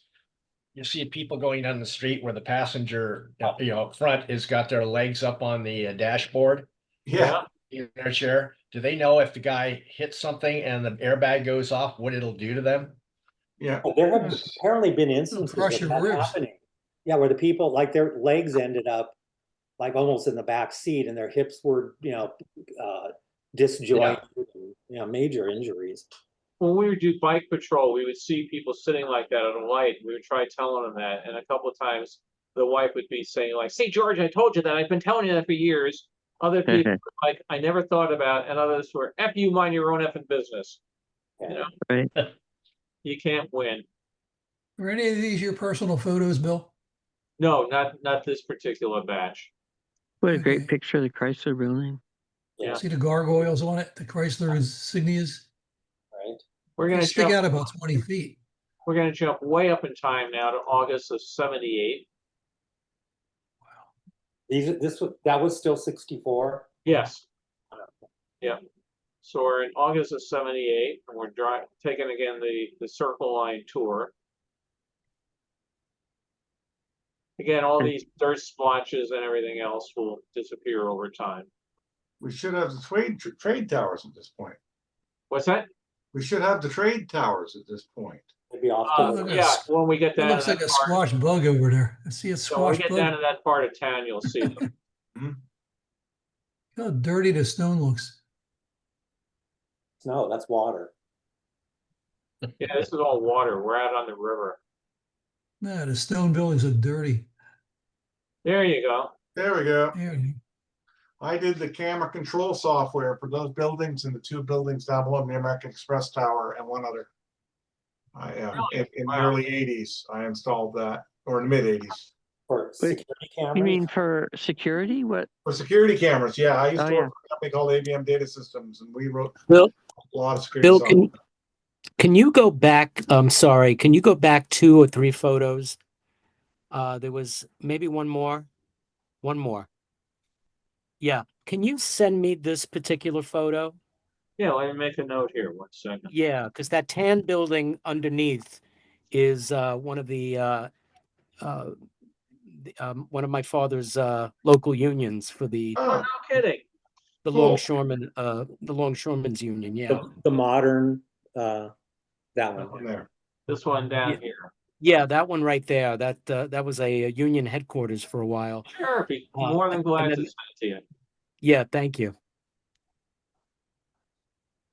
We continue our tour. Actually, if you go back, I'm sorry, one more. Yeah, is that, so there's a church there, correct? See the crucifix? Yeah, Cross on top, yeah. Yeah. That's Talk about a small thin tower. Yeah. It's actually maybe attached to that brick building. I think it What, a might be hospital? of some sort. no, Oh, that's it's I think attached that's to that brick building. Mother Cabrini, I believe. But a hospital probably, right? Because it looks like it's attached to that. Yeah, brick it's building. probably right. There's a chapel down there too. With that, I think Mother Oh, Cabrini yeah, has a yeah. she has a Catholic shrine. She has a shrine in Lower Manhattan. You know, whether or not it's attached, though, look at this building, Yeah. this ramp or whatever that goes behind it. hospital, right? Yeah. Yeah. It does look I don't think it's standalone. attached. Well, now we all have things to go look for. Mhm. And again, Ellis Island. This was again not mine, but this is about when I went out there and took the tour. Yeah. So it's still overgrown. Yeah, That was the hard hat tour. Uh-huh. we didn't wear hard hats when we went out.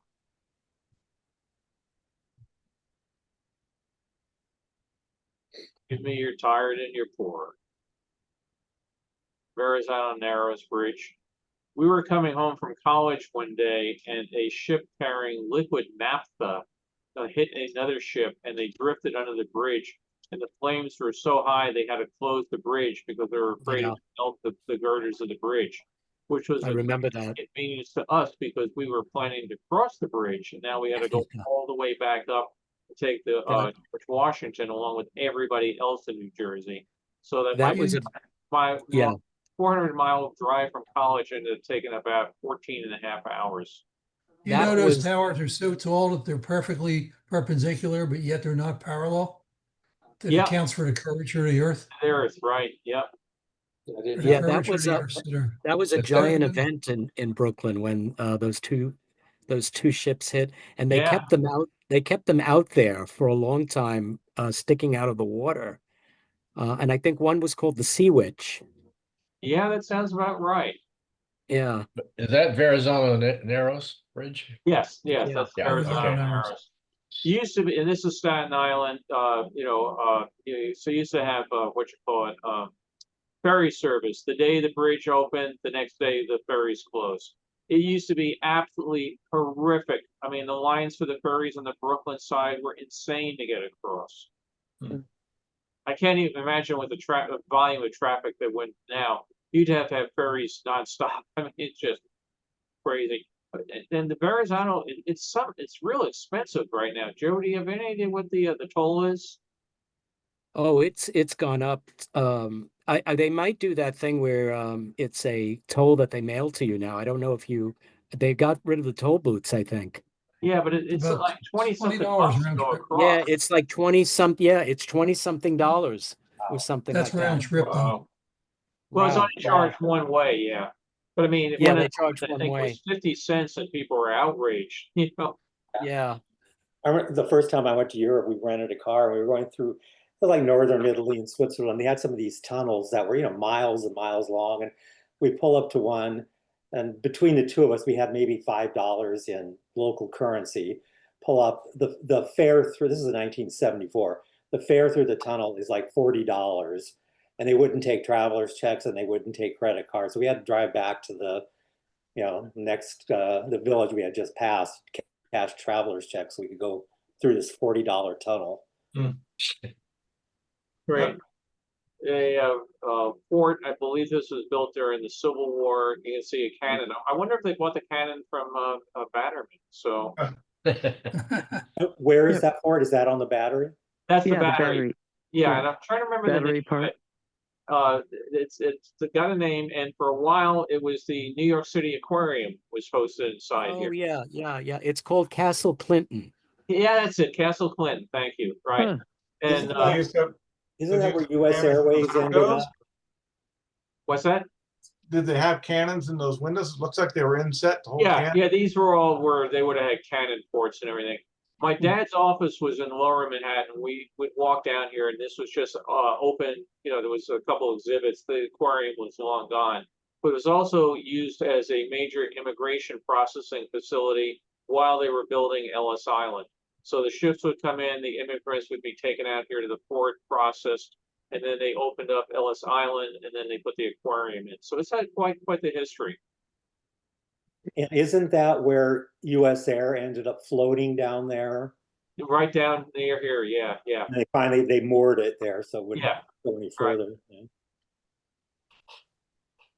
Well, again, some more views of the, oh, here's the ferries again here. Very modern looking building. I mean, things have changed since the 64 shots.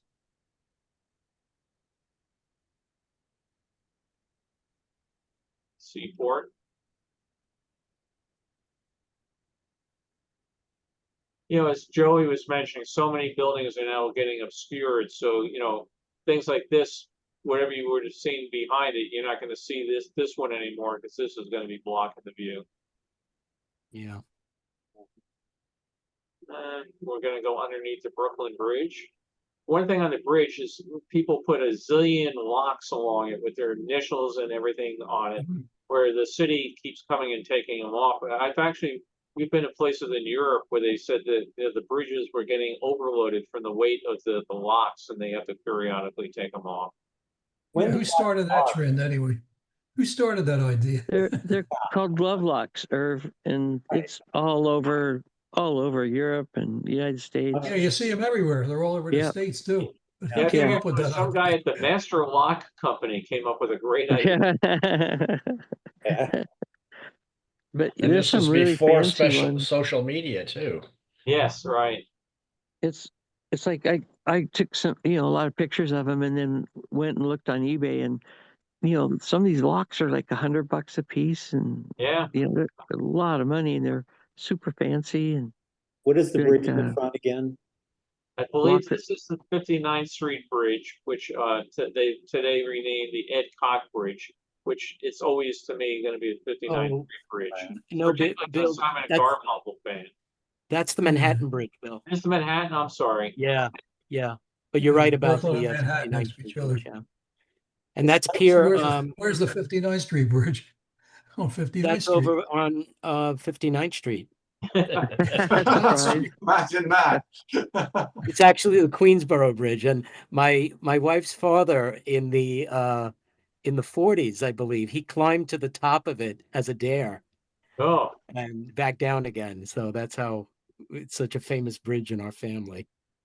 when I saw this one, it made me think of those tall condos that we were talking about earlier. But again, just weird architecture. Wonder how far down they drove pilings for that building. I don't know. Yeah. But they built one of those long top ones in New York and found out they didn't go down far enough, and it's tilting off to the side now. Oops.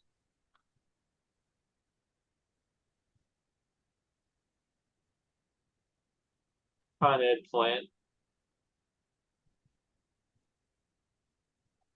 Pricey apartments. Yeah. Still looks great, though.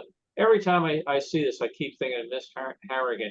You'll shine it, and you'll clean that floor till it shines like the top of the Chrysler building, Annie. That's You're my in the favorite lobby building. of the Chrysler building. They won't let you get in the elevators, but all around there, the Art Deco painting in there is amazing. Yeah, the whole lobby is amazing. Yeah, just wonderful. Bill, I'm sorry. Can you go back 2, 1, another one? Yeah, that's Bellevue. That's the big Bellevue. Medical center. No, the one after that. This one. Yeah, that's Bellevue. Mhm. Okay. Oh, well. Yeah. Is that building still there? Which building? The red brick or the white building? Yeah, Which one? the red brick, and it's now it's still there, but it's kind of encased in another modern building. Ah. That's a prison? No, Bellevue's a hospital. Yeah, Oh, hospital. Was a it lot a of the mental hospital? mental health facilities are there. Yeah, mental health facility. They do everything there now. Rooftop garden too. Yeah. So now it's surrounded by a more modern structure? Yeah, well, yeah, they have the building's still there, and you can see it in a lot of films. You can see it in The Lost Weekend, when Ray Milland goes in for alcoholism. But now, yeah, they've created a lot of modern facility around it, more medical buildings, really. Okay. All right. It's an So ugly looking and glass that box. here. Oh, let's see. Ugly There's looking just a quick box. couple here that were undated. But taking the ferry, going back over to Manhattan, obviously before the World Trade Center. And it's kind of a dark view, but just kind of a neat view of, the typical New York City street at the time. And then the next batch is, here we go, August 1973, some real quick ones. I believe this is outside the public library. Yeah, Fifth Avenue Library. No, No, that's the Met. Lions. Like the Met, no Lions, right? Yeah. Yeah, that's the Natural Met. History. Okay. Museum of Natural History, maybe. No, that's the Met. It's the Metropolitan. Oh, Yeah, yeah. because the okay. Lions weren't there. I Yeah. agree. It's not the library, yeah. No, I library. used to, my dad used to make me sit on the Lions, and you can't do that anymore. Oh, really? Yeah. I used to love going to the New York Public Library on layovers. Oh, I loved it. Yeah. so What a much great to- place. To see New York that. hot dogs. I think I've told you the story that I took the tour of it one time. One of my coworkers said, take the tour, it's really good. So I did. And then the next week I was there, and that was 9/11. And I remember on the tour, there were some telephone booths at the top floor. And they had pointed them out because they were all hand carved mahogany. And I didn't have I had a cell phone, but they weren't working. So phone booths had lines like 2 blocks long. So I remember those phone booths. I ran over there, and they were empty. And luckily, they were just closing down the building. They used to go in and make your phone call and come out. We're going to close down. Now, that's how I was able to get hold of my family and let them know I was okay. But That's Wow. great. You were able to do that. yeah, I have a sudden desire for hot dogs. Yeah, me too. Bill, do you go to Costco for their hot dogs? Yes, matter of fact, we have to go to the lunch at, we're going to Costco today to get gas for Carol's car. And I was thinking, I might go there. So now we're going to jump way, way, way, way back, 1939. This was an album of very small prints. These prints were about, I'm just trying to look at a ruler here, about 2 inches across. I have no idea what kind of camera, film, or anything, but they were really, really small. That building there to the right is the Bendy building, apparently. The El Cheapo Lens Company Incorporated. Yes. So again, these are not great shots at all, but there's a lot of old Manhattan in some of these. These look like they're probably contact prints from a really cheap camera. Well, it could be, but this was not like actually, I'm trying to remember if I think these had borders on them. These are actually small prints, not like a large, 8x11 contact sheet or anything. I think they made some of those film sizes, as Wayne was saying, I think they made individual contact prints from them. Could be, yeah. Matter of fact, when they got the larger ones and when they were doing real photo postcards, that became a big thing. That now they could take stuff other than contact prints. Yeah. Love the old subway train here. Again, the sort of stuff you can see when you go to the transit museum. Where is the Transit Museum? I've never been. It's in Brooklyn, Schmerhorn Street or something like that. Yeah, it's on Skimmerhorn Street, and I think Court Street, Remsen Avenue, something like that. Yeah, it's inside an abandoned subway station. Yeah. Yeah. I was going to ask if you were staying in Manhattan, could you take the subway to it, or at least into the You vicinity? take it nearby, Yeah. and then it's over near. It's not too far from the bridge actually, but Right. you It's can take it to another Yeah, you stop. can walk it from the Brooklyn Bridge. Yeah. Yeah. A dapper young man enjoying Manhattan. It's really well worth it. They have a tremendous number of stuff there. Yeah, you would love it. You would love it. See this, and I keep thinking of Disney's Little Toot. Yeah, I was going to say the same thing. Or Barbara Streisand standing on the front. Yes. I mentioned in another talk how my dad got us a ride on a tugboat because he was in the shipping business. And my brother and I thought that was like the absolute coolest day we ever had in our lives, to be going around on a tugboat around New York Harbor. I would have thought the same. Oh, Yeah, It was really could you fun. They let us blow the whistle. I mean, Yeah. I think I was about 7 years old. I was in absolute heaven, and one of my younger brothers wasn't allowed to go. I think he's still mad at me. Bill, can you send me this one to the tugboat as well? Sure. Yeah, I rode on one too, because my dad was a longshoreman, and I was overjoyed. It was amazing. Yeah. We loved it. Yeah, we had a good time. We went out and they took a barge and moved it all of, I think, about 12 piers from one pier to another. It was a freight barge, not a fuel barge. And they had, Yeah. put it down. And, but, oh, wow, this was great. And watching the guys throw those big ropes and everything. Yeah. It's really cool. No idea what some of these buildings are. I guess this is what you wore in 1939 to look cool. It could be the The 70s. leisure suit. Yeah, guys, it could be the Talk 70s. Yeah, about that's, long, thin that's- building, huh? That's 70 Pine Street. Yeah. Yeah. And then down below, that we'll never figure out which one it is, but one of the liners in. Yeah. It's one of the original skinny buildings. Yeah.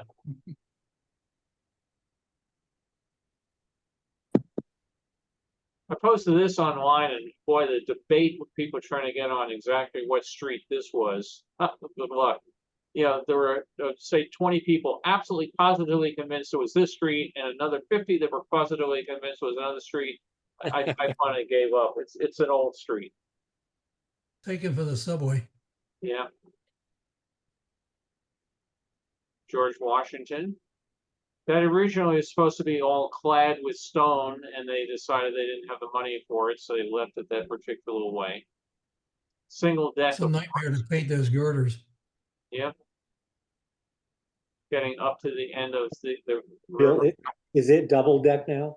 It is. They double decked it around the early 60s, and my grandfather, they were building, and we went out to watch it, and I was convinced it was not going to work. And he, to his dying day, he used to laugh and give me a hard time about it. It's a good thing I became an electrical engineer, because at age 12 or something, I was proudly proclaiming that it was never going to work, never going to work, never going to work. So yeah, he would he had a great laugh at my lack of engineering skills. Did they have to strengthen the cables for the second deck? No, it was already planned that they were going to do that. That when they built it, they had that in mind. They just didn't have wow. the need for the capacity. But the guy that did it was very, very. He had done a number of bridges. He had come out. I think he had been in retirement, came back out to do this particular one. But he was actually no, he worked on this one. Then he came out of retirement to work on the Frog's Neck Bridge. So, but he was a super famous bridge guy that Robert Moses absolutely adored. Some of When these they old added bridges, the extra they deck. never anticipated, but they can never anticipate modern day traffic, how many cars and the weight of the vehicles. Yeah, They never thought it would But- carry that much of a load. When they added the extra deck, was it a lower deck or an upper deck? I think it was Lower. a lower. I think they added a lower deck. Yeah, you I don't can know. see an opening right there, but right above that girder that looks like it was designed for that deck to go in there. Yeah. I actually have a picture on I'm trying to remember which, I just saw it the other day. I don't know, we'll see it today. It was one of the bridges, I think the Goethals Bridge or something going across Staten Island. And it warns people that trucks over X number of weight must stay at least X number of feet apart. Yeah. Because again, you know, you have to build a bridge, and if all of a sudden you have a bunch of 2-ton trucks that are together, it becomes a 4-ton truck, right? So, you know, you wonder how many truck drivers paid attention to it. Railroad The bridge, picture of the George Washington Bridge, was that taken from New Jersey? yes, Fort Lee, New Jersey. Fort Lee. And And also that's- a question, it's probably a dumb question, but you know, calculating weights. My guess is cars then were heavier than cars now, They probably were, yeah. heavier gauge steel and all that kind of stuff. But- But the they volume probably- of traffic was lighter. The trucks are There was probably a far lot less heavier. traffic on the road. yeah. Yeah, this is where over here at Fort Lee, this is where the governor famously decided that let's give them a little traffic problem, because the mayor of Fort Lee wasn't Yep. being nice to Chris Christie. So he decided, let's shut down a couple lanes of the bridge. And you know, that was just unbelievable. The only time I've seen the George Washington Bridge was from the Cloisters. Isn't it the Cloisters on the New York side? Yes, Yeah. you can see Yeah, it it's from called the there. Yeah. cloisters.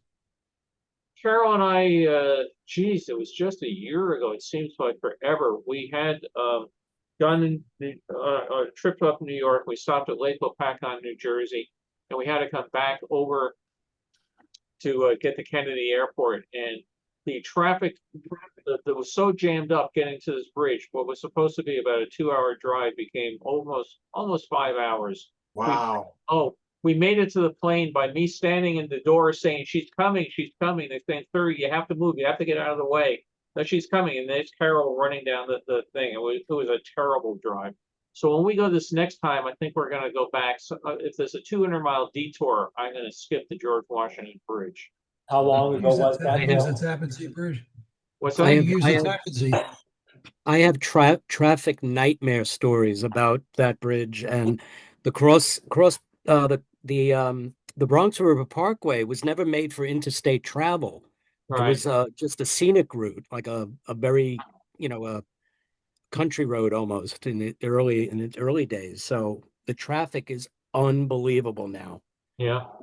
Railroad You're swing right about that. The traffic's so bad, I've never gotten across that bridge yet. Yeah, me too. Me too. I just turned around and found another route. Oh, it's terrible.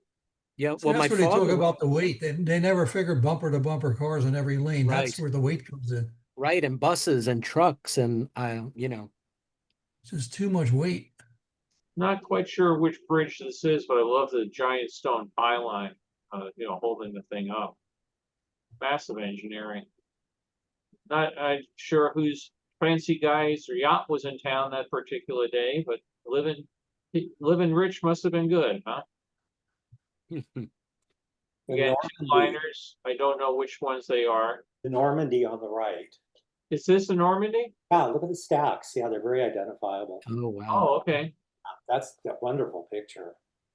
Yeah, And the other one could be the Queen Mary. I'm saying this was 39, you said? yeah. 'Cause it looks like, Wasn't the Normandy the ship that rolled over on its side right at the dock? yeah.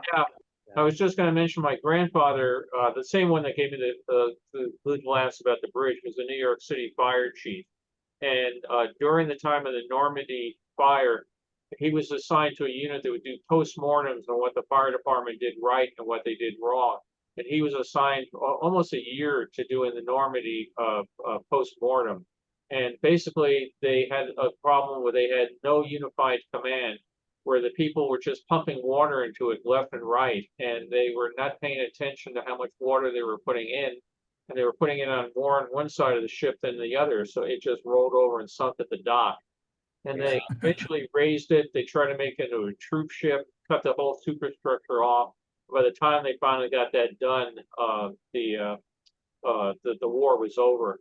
And he had a great report on that whole thing. On another one, the Tom River, I think, was explosion of an ammo ship, and then the B-25 that hit the Empire State Building. And he had all those files, but when he died and the family moved and everything, they got lost. But he had some great pictures of the Normandy, and all the firemen standing on the side.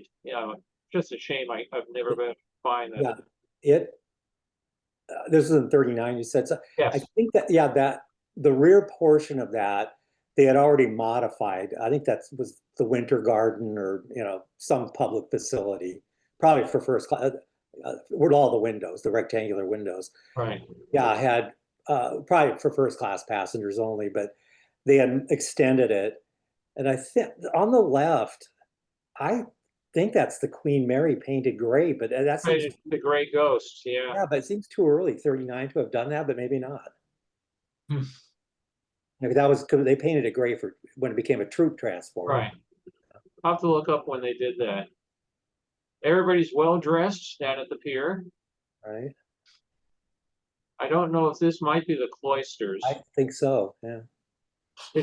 Carol and I went there a number of years ago. If you're in New York, well worth it. It's a little bit of a pain in the butt to get to, particularly if you get at the wrong subway at the bottom of the hill and have to walk all the way up like we did.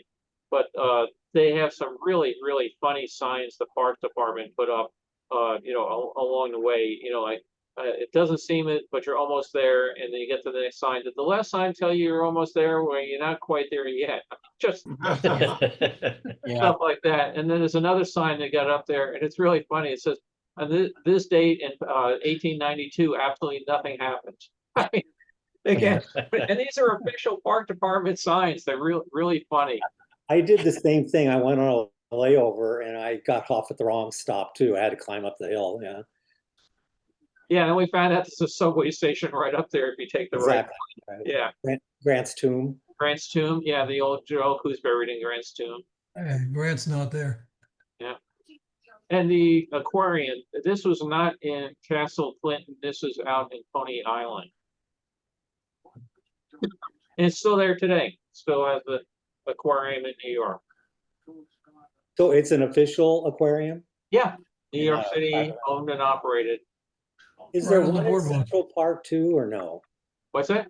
Is there like a small aquarium in Central Park with the zoo? Yes, yeah, at the zoo, there's a small one there, but not with the dolphins and stuff like that. So just zip through these real quick. Octopi. And let's see what else we got. Okay. Now we'll go back in the other direction, back to 64. Again, I will zoom in on these ships all the time. This is sort of business that my dad was in, where they had these freighters, and some of them actually had passenger accommodations on them.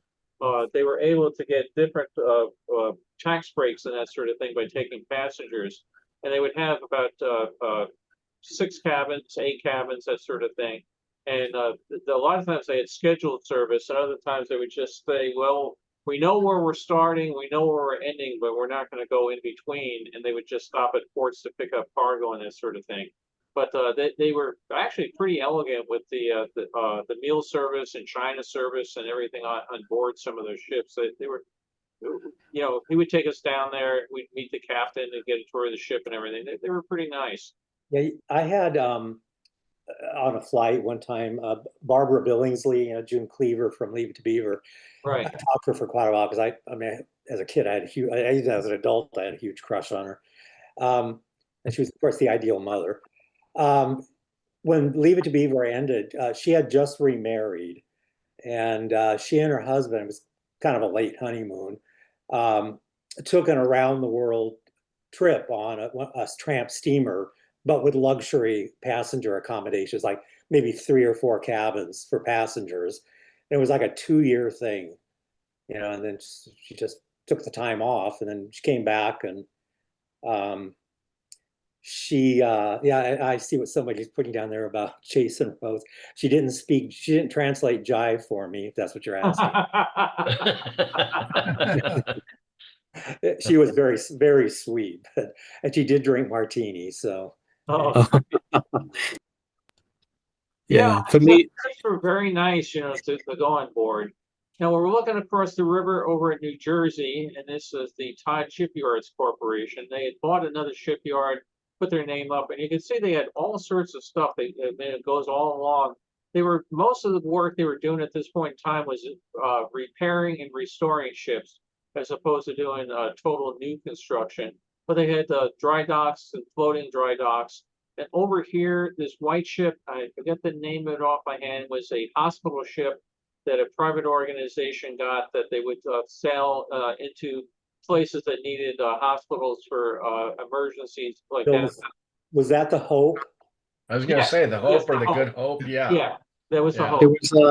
there was another one called the Floating Hospital Yeah. that used to dock near South Street a lot. Yeah, I have pictures of that one. Yeah, but this was the Hope. So it was undergoing you can see they had 2 ships. I think one was Hope and one was Mercy. And you can see the Red Cross on one of them. So they were both in here at port and getting refurbished, going back out. I built a scale model of the Hope when I was a kid. Oh, Yeah. wow. Oh, wow.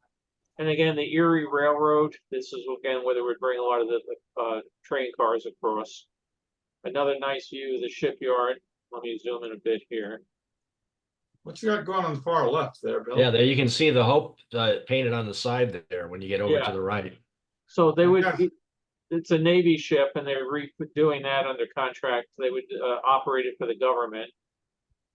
Looks like they've got it lifted up in dry dock. It's quite a ways up. Yeah, it's way Yeah. up. And so they had dry dock, they had a regular dry dock and also a big floating dry dock. And I think this is in the floating dry dock with these cranes on either side of it. And if we go along, yep, there's Hope on it. Yeah. Yeah. Yep. There it is. Yep. Yep. Wow, nice. And then by this point in time, a lot of these piers were, just not being used much anymore. They, the whole shipping business was hurting because obviously the jet travel was making a big difference over to Europe. A lot of these piers now are totally gone, or in some cases just pilings sticking up out of the water. That's where the SS United States would dock. Yep. Yep. Yeah, that ship is unfortunately now an artificial reef. They finally had to. Did they finally sink it?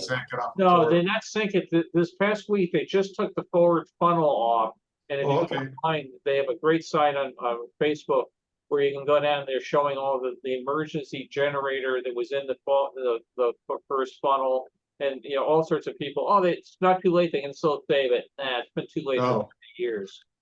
Yeah, Yeah, there's no way they were saving it at that point. I got to see it in Philadelphia a couple of times. It was, I did Yeah. too. On layovers, we used to drive right past it. yeah, it goes right by it. Or My did. mom and dad took a cruise on it, so my whole thing with the United States was walking on it to say goodbye. But they had, when they were in one of their various stages, they were selling off all the contents of it. And they had a big show down in Long Beach, and you could go in, and I think you paid like $2 to go in. And you could see the Blue Ribbon trophy and all sorts of memorabilia taken from the ship. And then they had a box you could buy, I think it was for $10 a box.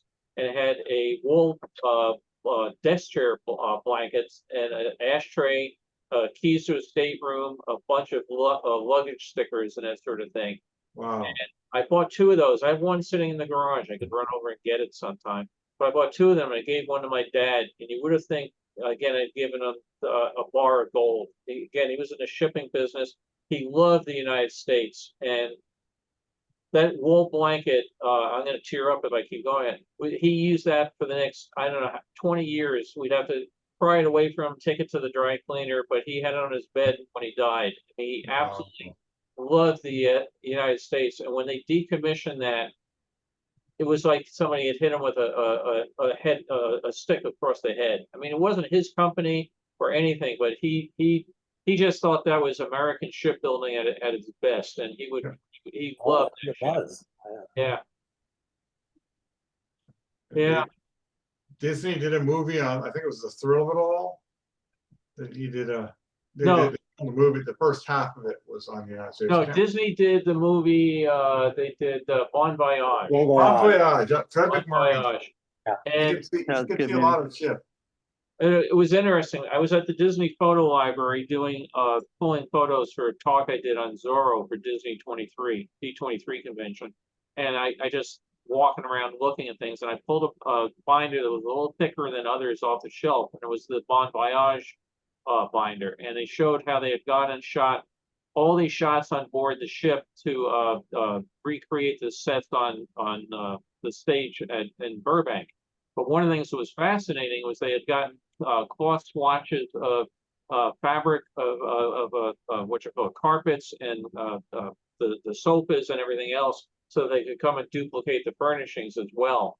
And I got Wow. in touch at that point with the conservancy and said, hey, if you guys ever decide to restore the ship, Disney can tell you exactly what the furnishings and everything looked like. Like I said, it was really great because they would show the picture of the first class lounge on the ship and then on the sound stage. It was Mhm. really neat to go through.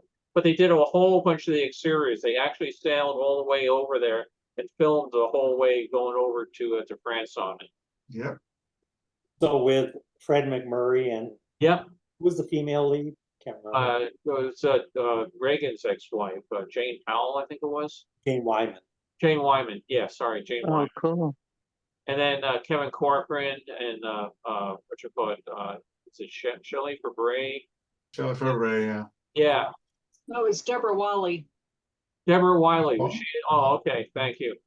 Yeah, it was, it's just, yeah, it's funny the things I remember out of the movie. One of the things I remember most is Fred McMurray stuck in the sewer system, and he's trying to get out of the sewer, and they show a manhole, and his finger comes up, and he's trying to, get out, and somebody, of course, steps on the finger. But, stupid gag. It seemed like they were always doing work out on Liberty Island here to restore something. It's amazing how Fred McMurray's career changed over time. Oh, yeah. Double All Indemnity. those dark film Yeah. bars, and then all of a sudden he was Oh my doing gosh, yeah. comedies. I have a newspaper clipping somewhere here, which was going on about Dean Jones, and they were talking about a whole brand of different humanity, and again, because Dean Jones was doing every movie for Disney that came up for some period of time. But then in the article it says that this is not sure if this is a descendant of Fredus McMurrayus or something, and they went through again about how he had become Disney's go-to guy.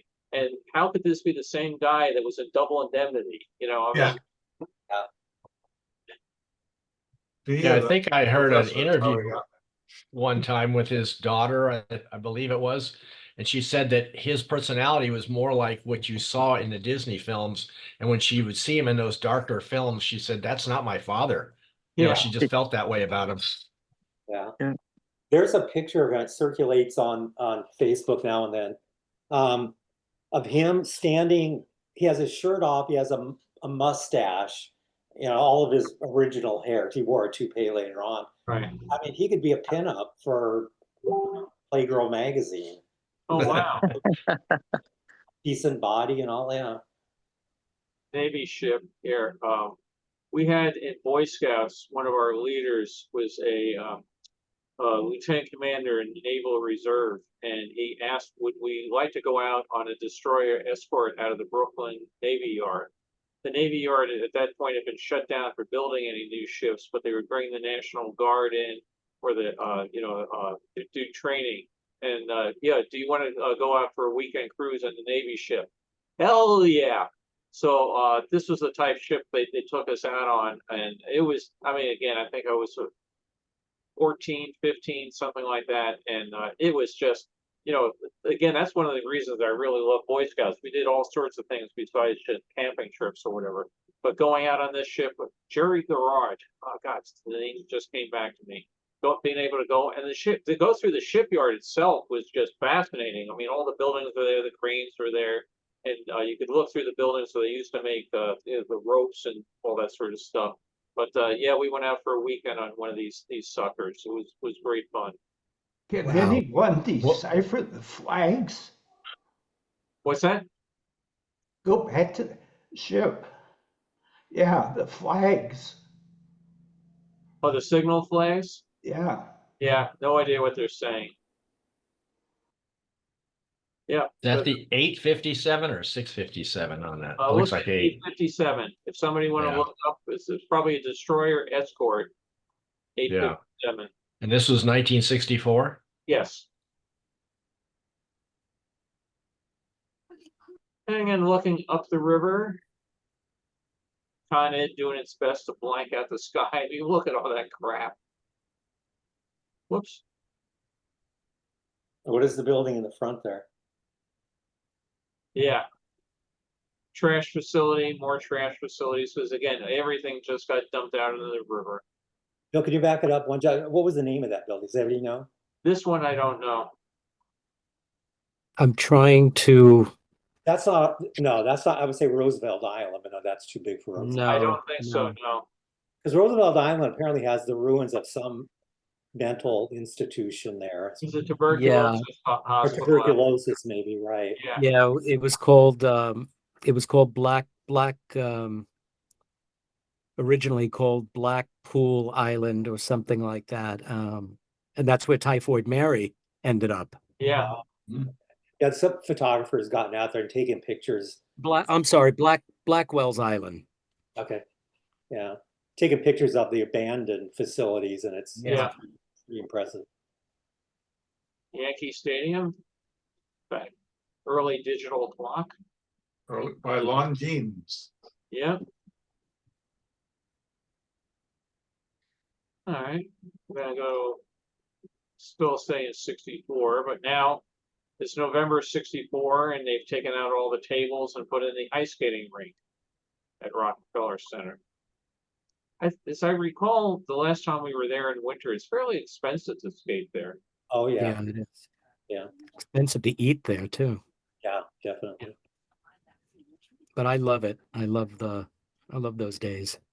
Oh yeah, I mean, as soon as I see this, I instantly can smell roasting chestnuts. Yeah, exactly. Yeah. Because that time of year they had all the vendors were, you know, both still doing the big pretzels, but they were doing roasted chestnuts all throughout Manhattan. And, Yeah. you know, I don't know if they roast chestnuts anymore on the street. I know they do honey roasted peanuts, but I've never seen chestnuts again. yeah, I think they had a huge blight. It was actually interesting. When I lived in New York, I lived on Chestnut Street, and we were all disappointed there were actually no chestnuts on Chestnut Street in our town. But I think a blight came by and wiped out the chestnut Yeah. crop to you know, like 90% of it gone. And it just Yeah. became too expensive. I can remember from my layovers up until the 2010 or so, I would fly layovers there, and I remember smelling chestnuts, especially during the winter, Yeah. walking through Manhattan. No, as soon as you got out, you know, came out of the subway, popped up on the street, it was just the New York smell for winter, Yeah. which is nice. It masked the urine. What church or cathedral is that? St. Patrick's. St. Pat's. That's St. Patrick's. Okay, I St. thought it Patrick's Fifth was. Avenue. Because isn't Trump Tower now where Best and Company is? Or I am not No, sure that's where it is. that's a little bit Be further up the down. That's street on- about 3 blocks up on the right. oh, is it? yes, 3 Yes. blocks up on the right. 57th Street. Okay. And there's the 59th Street Bridge or the Queensboro Bridge. Oh, 59th Street. And There it that is Roosevelt Island, right? Yeah, I was gonna Roosevelt say, Island. here was the working part, and then the green part is down at this end. Yeah. And we can't quite see the World's Fair from here today. Too hazy. Yeah, But there I have are seen it from the top of Bill, top of the World there- Trade Center. Was able to see it on a Yeah, very clear there day. are the Elmhurst gas tanks, Bill. oh yes, yes, Oh, absolutely. hazy. Yeah, Hey, Bill, go back one photo. No, it was after this. Maybe you, right, yeah, this one. Here's- The building behind the Pan Am building. I'm looking at it. Is that the building that those shots were taken from that we were Yes, looking at correct. that had that cup? yeah, Chrysler. No, that's not the Chrysler. Oh, The here. one down here, yeah. This one. That looks like those shapes we were seeing the backside of from the, maybe not, you know, now you're blowing it up. I don't think it, unless that's No, it's the RCA building was the building, Brock. Yeah, Oh, was you it? think Okay, there's I a was trying to third figure out building. what building it was. Yeah. What no, about I that remember haze? when I went to work in Manhattan and for the phone company, you'd come in with a nice white shirt and you'd go home with a gray shirt. I Yep. mean, the air was just so bad, so many days. So It's even worse today with the smoke. well, it's gotten Yeah. so much. Well, yeah, but that's temporary. This was every day, you know. So it But was. back then, between the smog outside and the cigarette smoke inside, yeah. Oh yeah. Everybody smoked inside. putting Yeah. the pollution controls on Con Ed, getting rid of every one of these buildings back at that point in time had its own incinerator. I mean, my grandmother's apartment building, I can remember going there and dumping stuff down the hatch, and they, you know, every building. Matter of fact, the very first apartment building I can remember living in before we moved out to Long Island, or actually before we moved to a house in Brooklyn, had an incinerator in it. So everybody was burning trash everywhere. It was just disgusting. yeah, when I was growing up in San Jose, till I guess maybe the mid '60s or so, we had an incinerator in our backyard. Yeah, Yeah, I we think did Carol, too. she moved here. Yeah, they had them too, right, Carol? I mean, she's listening. Yeah, that whole area you're looking at, that's Hell's Kitchen. Yes, we had incinerators here in Los Angeles. Yeah. Yeah. here is the door with the guy with the red, green, yellow buttons, and Yellow then buttons. up here is our targets for going for lunch. Does anyone know, towards the left, there's a building, let me see. It's right in the center now, lower center. It's kind of very, right there. It's right in the center. Right there. Do you know what that is? A very modern looking structure. No, I I'm not- don't. I'm really not sure. No. Yeah, very it's large. got curves, so everything else is straight. Yeah. There was another building, and I'm trying to remember exactly where it was. That as we would come down here and walk down to the ships, it was a old stables that had been there for the fire department when they were horse-drawn fire wagons and apparatus. And somebody else had bought the building and rented it. But they had the door open one day, and we went in. You could still see all the stalls inside, everything for the, for the fire horses, and they had a pole, but they didn't let us use the pole. They said they were afraid we were going to break our necks. But it's just so weird, to think about serving Manhattan with, horse-drawn fire wagons. And again, I don't know what beats me what ship that might have been, but if it was on a Tuesday, we were probably on our way there. It's funny how you could kind of just walk into things back then. Yeah. Even as late as I'm trying to think, whenever the 757 first came out, I was still flying for Western at the time, and Western had them on order, but we never got them because we merged with Delta. But Eastern had a brand new one parked next to us. I think it was in Tucson. And it was early in the morning. It was the door was open, the stairs were up. So I just walked over there and walked through it. Now I wouldn't, after 9/11, I wouldn't have even dreamt of doing that. Yeah, it's crazy. And Hurley Brothers, a bar. You can see the Ballantine sign. Is Ballantine beer still around? I don't think so, but I'll look. I don't think so. No. Probably We were just it's probably made by somebody else with just their Yeah, name. we were just discussing that the other day. Ballantine Rangold's still around, isn't it? I haven't been around. And I don't know. Somebody's selling something called Valentine beer on the internet. Is Davy Oh, they Jones are. restaurant still there? Because Rheingold never, Falstaff owns them now.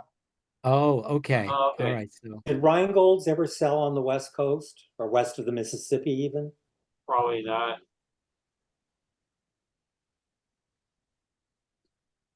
Okay, card. Somebody has a very fancy one here off to the side. That rolls? Like a Rolls, yeah. That's Looks the it. rules. Yeah. Now this must have been taken early in the morning. Look how empty New York is. Like early on a Sunday morning. Yeah. Yeah, I was going to say Sunday morning.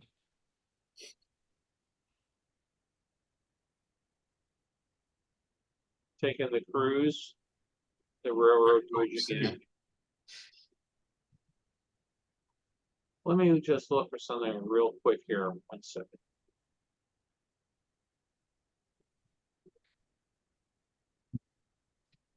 While you're looking, I just wanted to talk about my background today. That's the Fine Arts Building from 1893. I was going to ask, yeah. But the picture is from sometime in the 1920s. Up to 1920, it was used for the Natural History Museum. And then they totally rebuilt it before the 1933 fair, when it opened as the Museum of Science and Industry.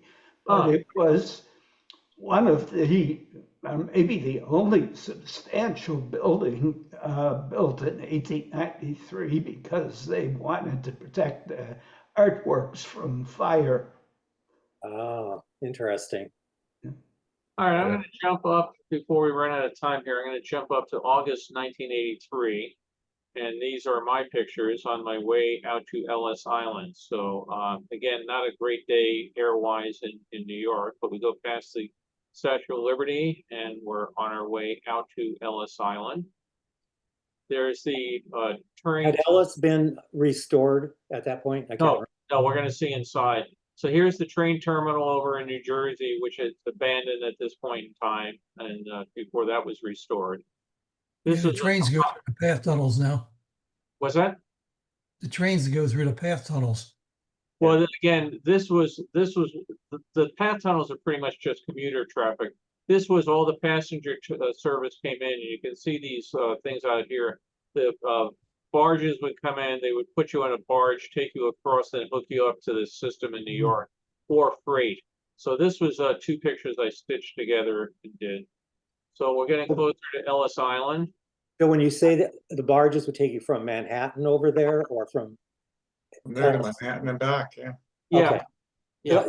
Was it used when, like, say, immigrants were cleared through? No, the Ellis Island was a totally separate operation. So Ellis Island, you came over here and they took you over by boat. This was standard rail traffic. You're taking a trip from Maine to say, Delaware or something. Yeah. They'd have to That's in Hoboken. That's in Hoboken. Yeah, so they just brought you over here, took your train, took you down, and hooked you up to another locomotive on the other Gotcha. side. So more, we get to Ellis Island, look back at the World Trade Center. That's a lot of memories there. We're gonna get there. We're almost there.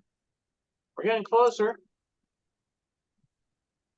Getting And further. now we're inside Ellis Island. So at this point in time, it was not restored. You can see this wooden stuff that they're keeping it from falling into holes in the floor or whatever. But the entire place was, just in this sort of shape. Some of these shots are better than others. Again, the monument here, if I remember right, this was to somebody that helped do the original stonework and artwork. But they would have these barricades to keep you from going further into the areas that they deemed were unsafe.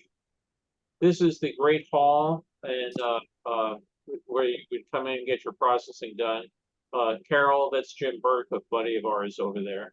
So again, this has all been restored, looking totally different at this point in time. This, and I have some of this on my website on billcotter.com. This was all the stonework was done up here, and all sorts of stuff down here had deteriorated. You can imagine with 30, 50 years, whatever, of scavengers going out, they had done all sorts of stuff. But this was so high and up out of reach that it survived very well intact, including this chandelier. I mean, this thing just gorgeous. It had been sitting there, unused for the last 50 years or more, but untouched because it couldn't be reached. But look at all the stonework or, whatever this tile work. Mosaic. So Yeah.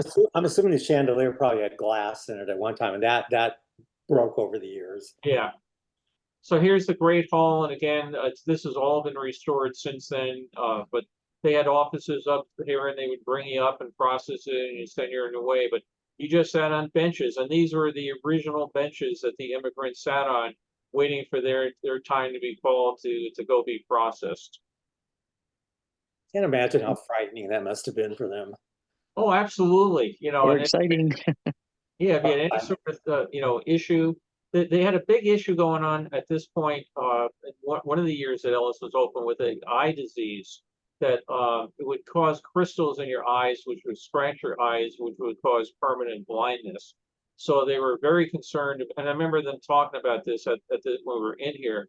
They would examine your eyes very, very closely, and if you had any sort of sign of this disease, you were put back in the boat, like instantly, because they didn't want you to be, become a social burden.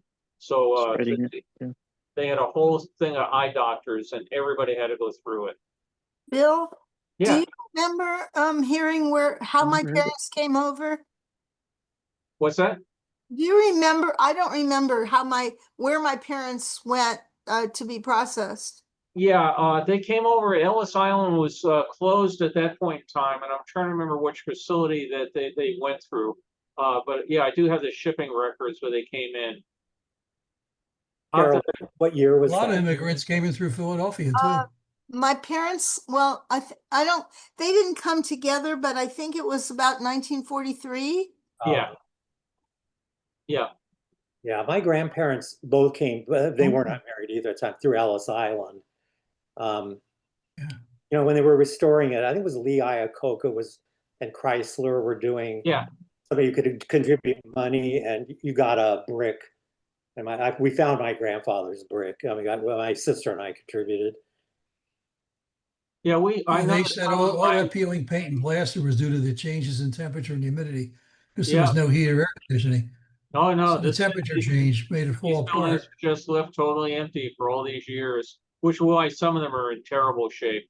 But yeah, some of my ancestors came through there. I have to find the date. So this is the hospital. You can see a real modern wheelchair here.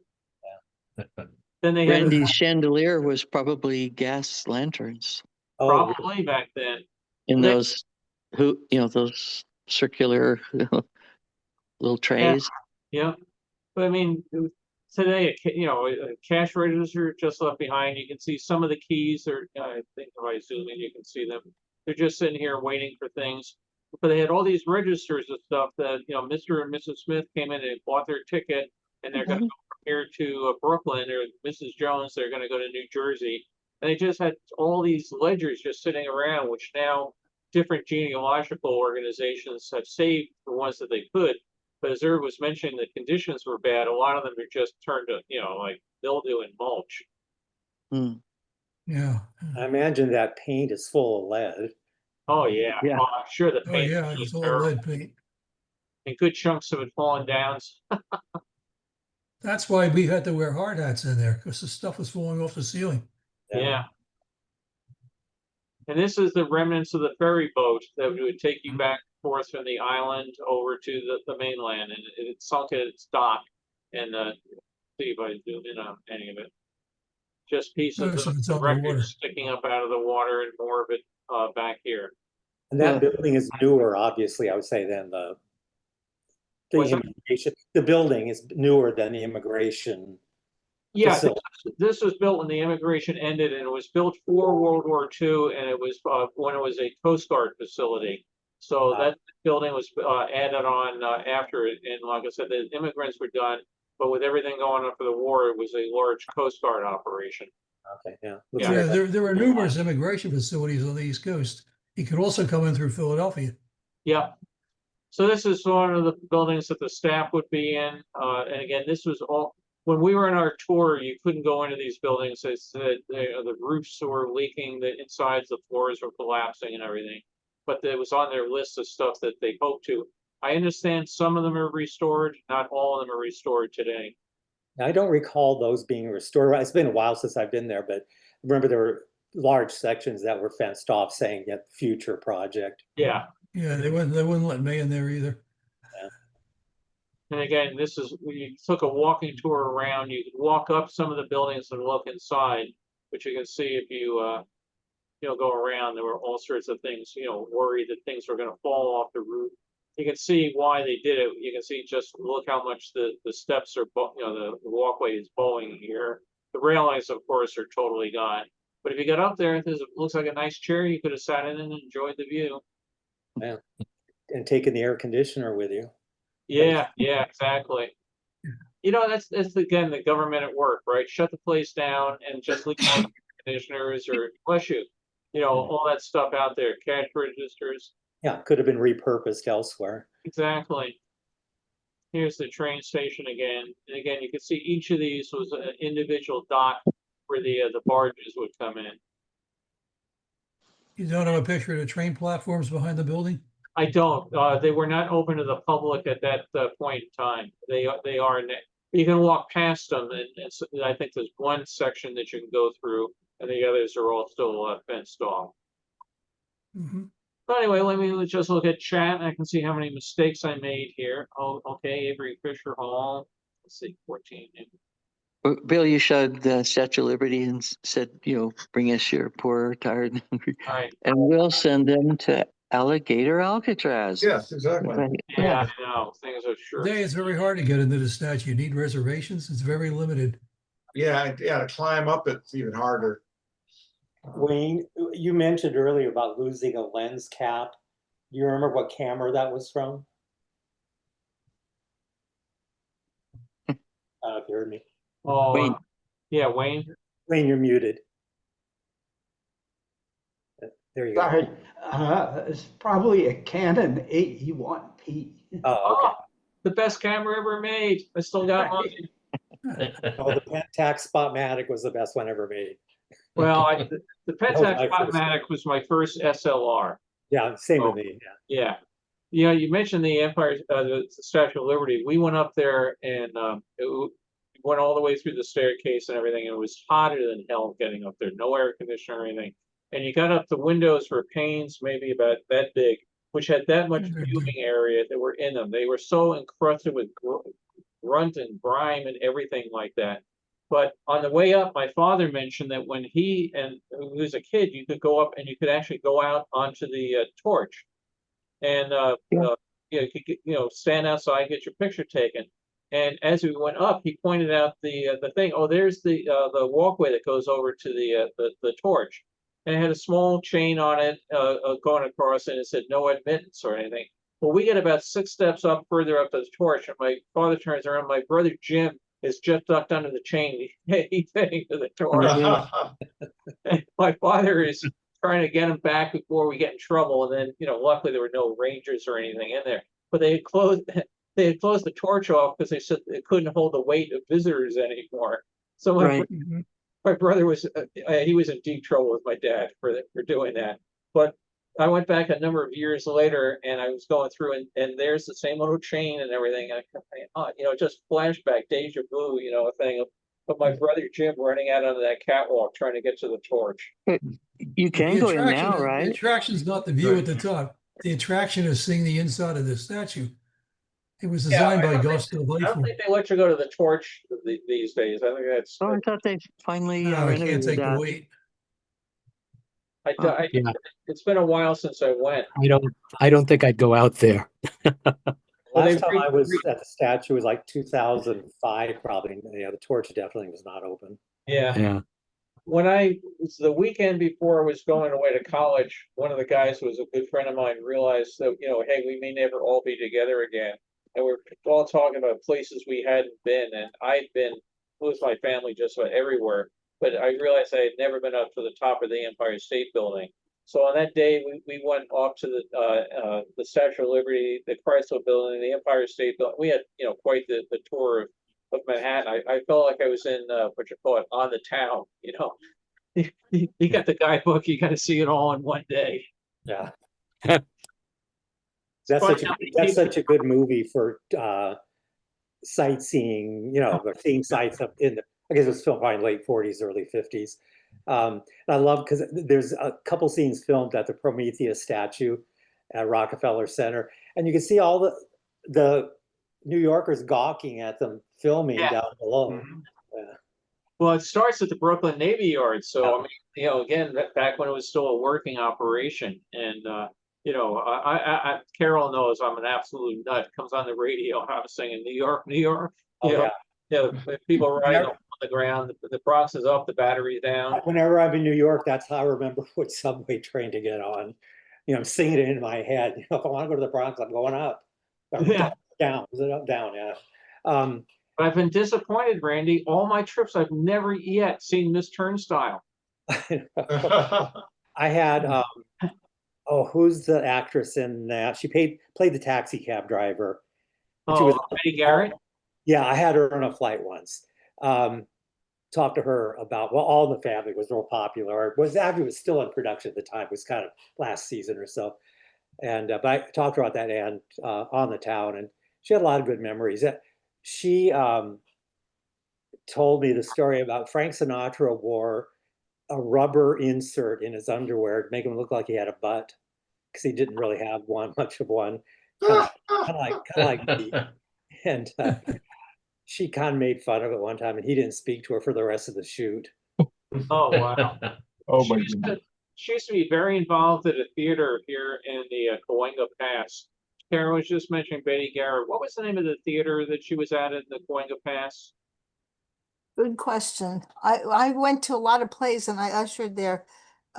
This is the little one we went to. Was across the street from where Hanna-Barbera was. Yeah. I know what you mean, but I can't think of the name. I'll think of it. But she was married to Larry Parks. I'm not sure for how long, who played Al Jolson in the movie about Right. Jolson's life. I didn't realize they were married. Interesting. She was, yeah. Yeah, I didn't realize. Yeah. Yeah. Yeah. I don't know what happened. I mean, he got blacklisted during the whole thing. Right. And so it ruined his career. But I loved that movie so much. I remember Jolson and Jolson Sings Again. They used to have it on TV a lot. Anyway, what is the name of the theater? Yeah, Theater West. Could be, yeah. Yeah, she was in all sorts. It was really neat. It's a small theater, one of these 99 seat, No, equity. I don't think it was that small though, Bill. Oh, okay. It was a bigger theater. We went to some plays there. Yeah, I was just saying, I remember going there and she was in some of them, and it was just, instantly taking me back on the town. So never had the chance to talk to her. Yeah, really, really sweet lady. Kind of reminded me of, how can I put it politely? I mean, I'm not being facetious or mean, but kind of like an overage hippie. Yeah. Long unsecured hair, which is kind of inappropriate for a woman of her age, but just fascinating to talk to. Those were the days when I first started flying. The loads, the airlines broke even at 40%. It was structured that way. That was when the airlines were still regulated by the CAB. Then they deregulated, and you could have people strapped to the wings, and you still couldn't make money. Yeah. And, so, a typical 727 would have and there was no frequent flyer upgrade. I mean, it wasn't even heard of. So you might have one non-rev, which would be an airline employee using a pass in first class, and one real passenger in first class. You might have 50 in the back on a 727, and you were making money, which was amazing. And one time I had Patricia Neal up there. She was the only passenger in first class. And I just sat next to her and talked to her for like an hour and a half. That's neat. Of course, my thing with her was The Day the Earth Stood Still, one of my absolute favorite films. Oh, yeah. And just fascinating woman. Fascinating woman. Yeah, back when I worked for Disney, they flew us first class domestically, and it was great because you'd sit up there and you look over, and my God, there was always some icon of Hollywood up there. Yeah. I mean, I did mention one of the biggest jerks I ever met in the air. Danny Kaye was up there. Did you ever have him on your flights? No, on there I mentioned mine was Jerry Lewis. Well, they had done it as special. We had done a thing about, I think it was the 25th anniversary of Disneyland, and he was down there and he was a bit of a jerk. But the next day I'm flying to New York and he's flying to New York, and he had some assistant there that I swear the guy should have just jumped out of the plane mid-flight. I mean, it was absolutely terrible. And I went up to the galley, and the flight attendants were, "You go back there. You waited on him. You owe me from the last time I waited on so and such." I mean, it was just. That sounds like the Jerry Lewis flight. Is LA Miami on a DC-10? There were 10 or 12 flight attendants. I mean, that was back in the day when you got overstaffed, and we all took turns. I mean, the ladies that were actually were assigned to first class said, we can't take it anymore. We all rotated through first class. I mean, I don't think Jerry Lewis had the same flight attendant twice. Yeah, that's basically what I think they were doing with Danny Kaye, and I was across the aisle from him, so I just got to listen to this crap the whole way to New York, and it was really disappointing because he's so nice and everything in the movies, the Inspector General and all these things, and he's sitting there and oh God, he was just terrible to his assistant and the flight attendants. He was just absolutely just hell with them. Just real quick, looked at the chat. So the Palace Theater, that's the one they raised up, huh? That was an amazing construction job they did. So Beth put a mention in there about how they took the theater and they wanted to, build something else. But the building, I guess the theater, if I remember right, was a historical monument and they couldn't get rid of it. So let's just jack it up and put another whole thing underneath it. Which theater is that? The Palace Theater. Palace. You saw earlier. Yeah, right. Yeah, I'll have to watch that video, Raising the Palace Theater. Thanks. That's really great.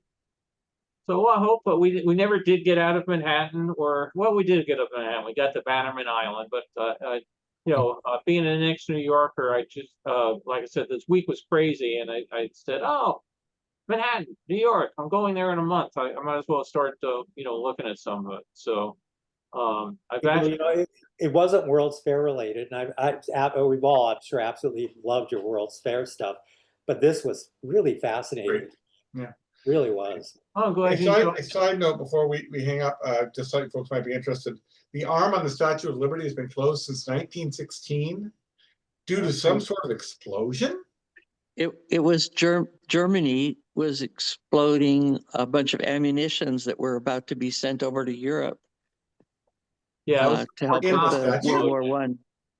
that was the one my grandfather worked on. They blew up a pier, and the shockwave was so bad it damaged the arm. Wow. And several Wow. people died in the explosion, but Yeah. Oh yeah, First I've ever heard of that. I learned something new every day. Either.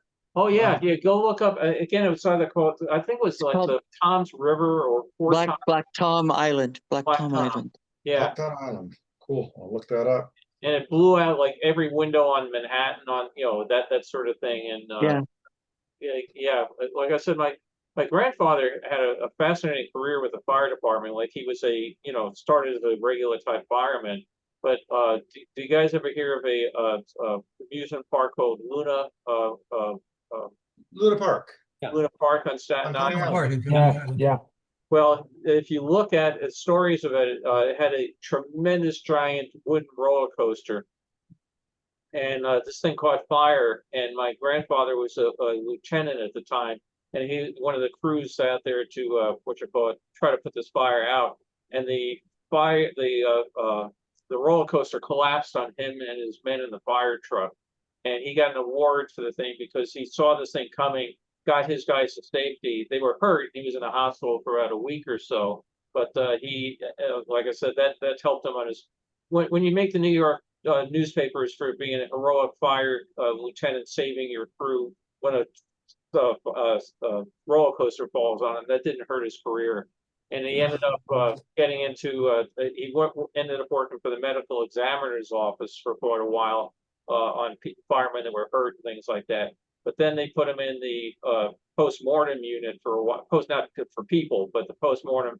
What did we do wrong in this fire? What did we do wrong in that fire? So he went to all the major fires and events in New York, probably for 20 years, working on them. And like I said, it was. And I mentioned in a prior talk, he had a firehouse in Brooklyn, and right near the Gowanus Canal. I still remember that. But it was like right out of the movies. He had a driver, a black uniformed driver, and a Dalmatian, and they would take us out in the chief's car, and we could put the siren on, and they would let us go on the pole and everything. But in New York, they really still had Dalmatians at the firehouses. It was really cool. Yeah, you know what you were saying about the arm on the Statue of Liberty. Fact is, it has been reinforced and it is completely safe because they put the new flame up there and everything else. But they also determined it's just no way we can handle the amount of people that would want to try to get up there. Right.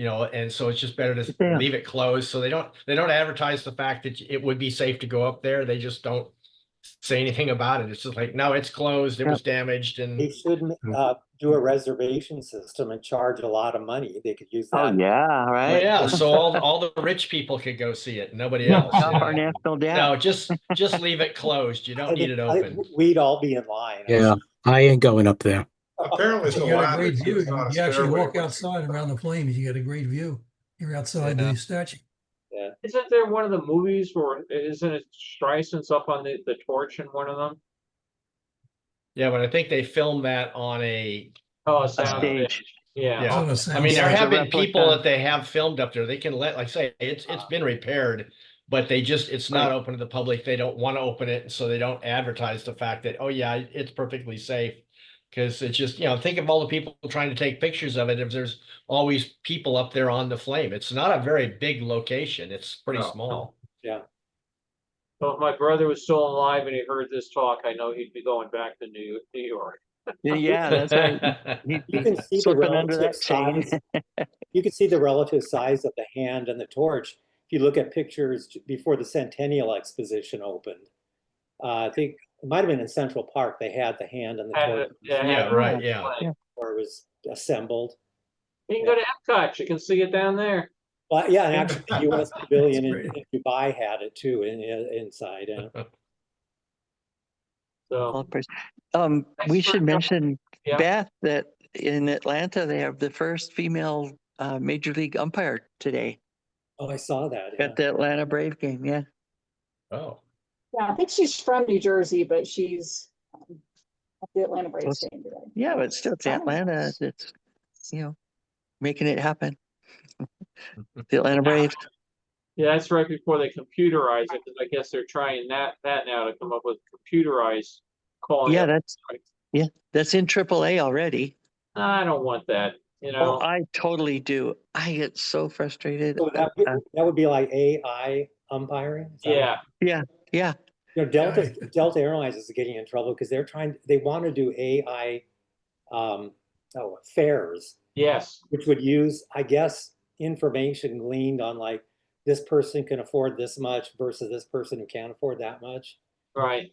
They're getting, I Uh-oh. don't think it'll ever go into effect. They're really getting a lot of hell over it.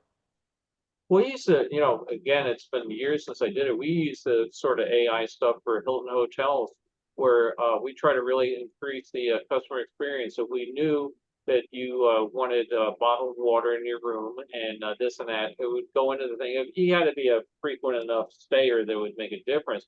But and I didn't work for Hilton. I ran their computer system. But we would give out a printout that, Randy Lopes is coming to town and he really likes to have a bowl of fresh fruit in his room, that sort of stuff. And it really made a huge difference. People would get over to the hotel and there'd be, because it would tell you that he likes Sparkletts water and this one likes Avion. I don't know the difference, but people would get there and they'd have this stuff in the room and it did a tremendous thing for guest satisfaction. We weren't trying to do anything with pricing. I think I may have mentioned the one mistake we made with that. Well, we didn't make it. Hilton made it. They decided to send letters to people and said, we haven't seen you at the Burbank Hilton for quite a while. We'd like to give you 10% off since we haven't seen you since your last day in December 62 or whatever.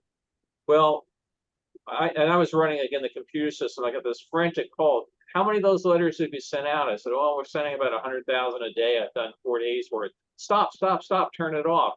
Because people were getting calls that their wives were getting the letters and saying, what are you doing staying at the Burbank Hilton? Oh, no. No joke. Not only is Major League Baseball going to electronic strike zone, but the NFL is actually this year starts with the electronic first down marker, where the ball is. Right. It'll be kept electronically. So they're going to have the guys on the sidelines, just for backup, but they're hoping that, the entire game from now on will be, electronically marked where the ball is.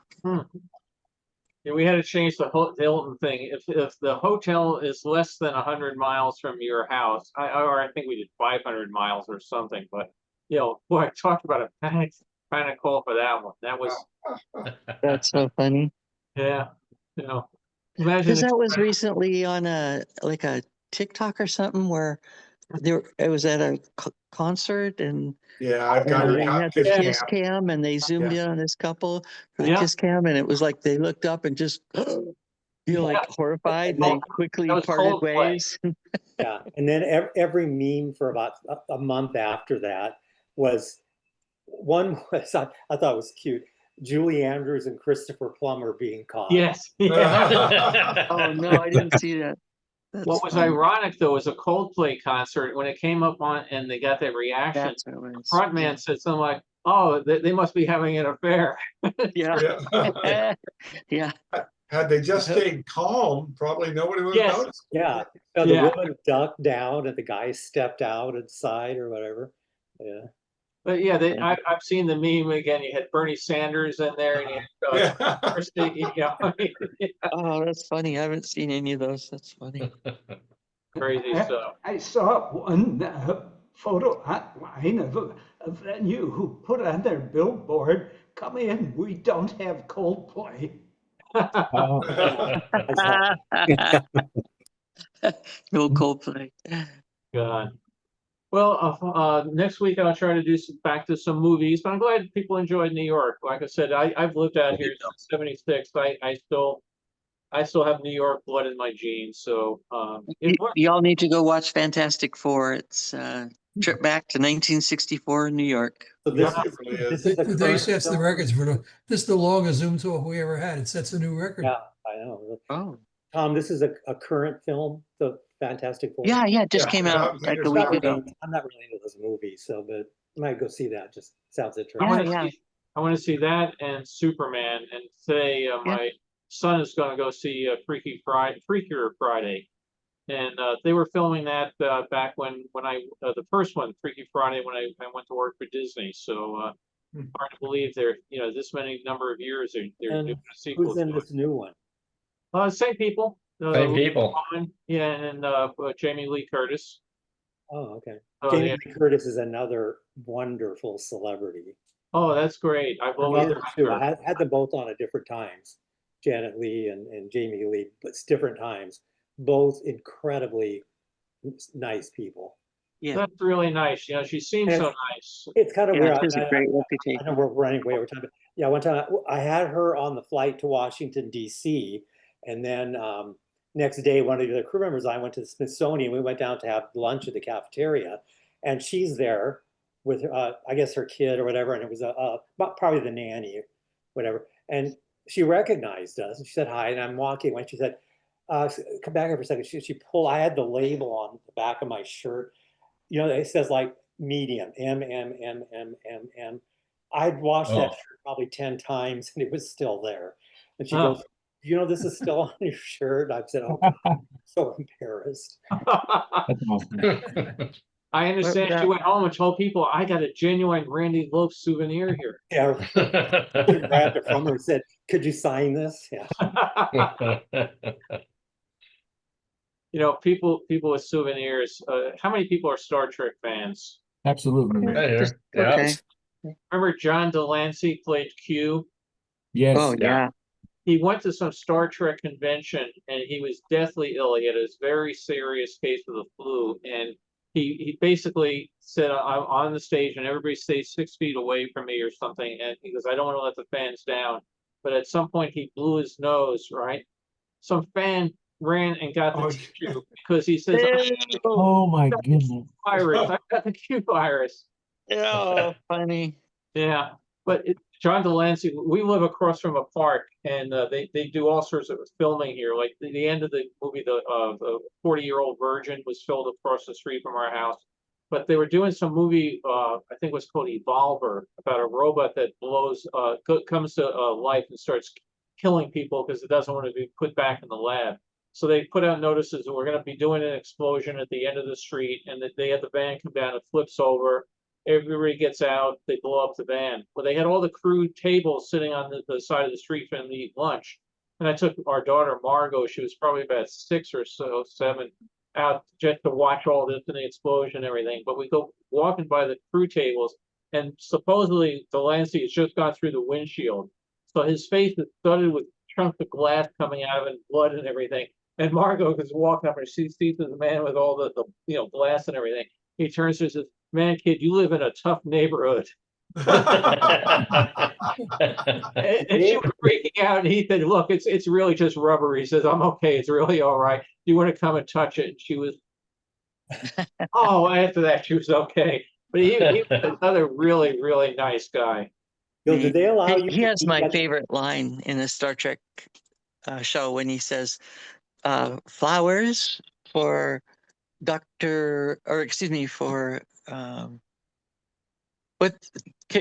what's his name? Picard. Flowers for Mr. Picard. No, how did he say that? No, I forgot. Picard, right? Bill, when you had them filming on your street there at that park, and they had the mess tents or whatever they would call them set up, did they allow any of your neighbor people or you to go in and partake? Yeah, they were actually basically they bring up catering trucks, and then they just put tables out in the street with pop up, easy up over them, sort of thing. And for the most part, they've been really nice. I mean, like I said, sometimes some big productions, and sometimes they're really weird. They had one that they did here. There's this hill right across from our house with some big pine trees on it. And one day they were doing a commercial for a burger chain in Germany. And the whole thing went with the guy was like, you know, they're having a barbecue. This is a picnic table. And they're having a thing, and the guy says, that's a big burger. And the guy says, oh, well, we have bigger burgers. And he says, you can have bigger burgers than this. And a helicopter drops this giant 30-foot burger down. And they're up and down with this thing, and the helicopter noisy as in hell. But Carol, why don't you tell them the Doris Roberts story? I was just going to. They were filming a Hallmark. I don't watch those movies, but they were filming a Hallmark holiday film, I guess, with Doris Roberts. And if you watch, I never watched Raymond. Yeah, Yeah, whatever. Raymond, right? Yeah.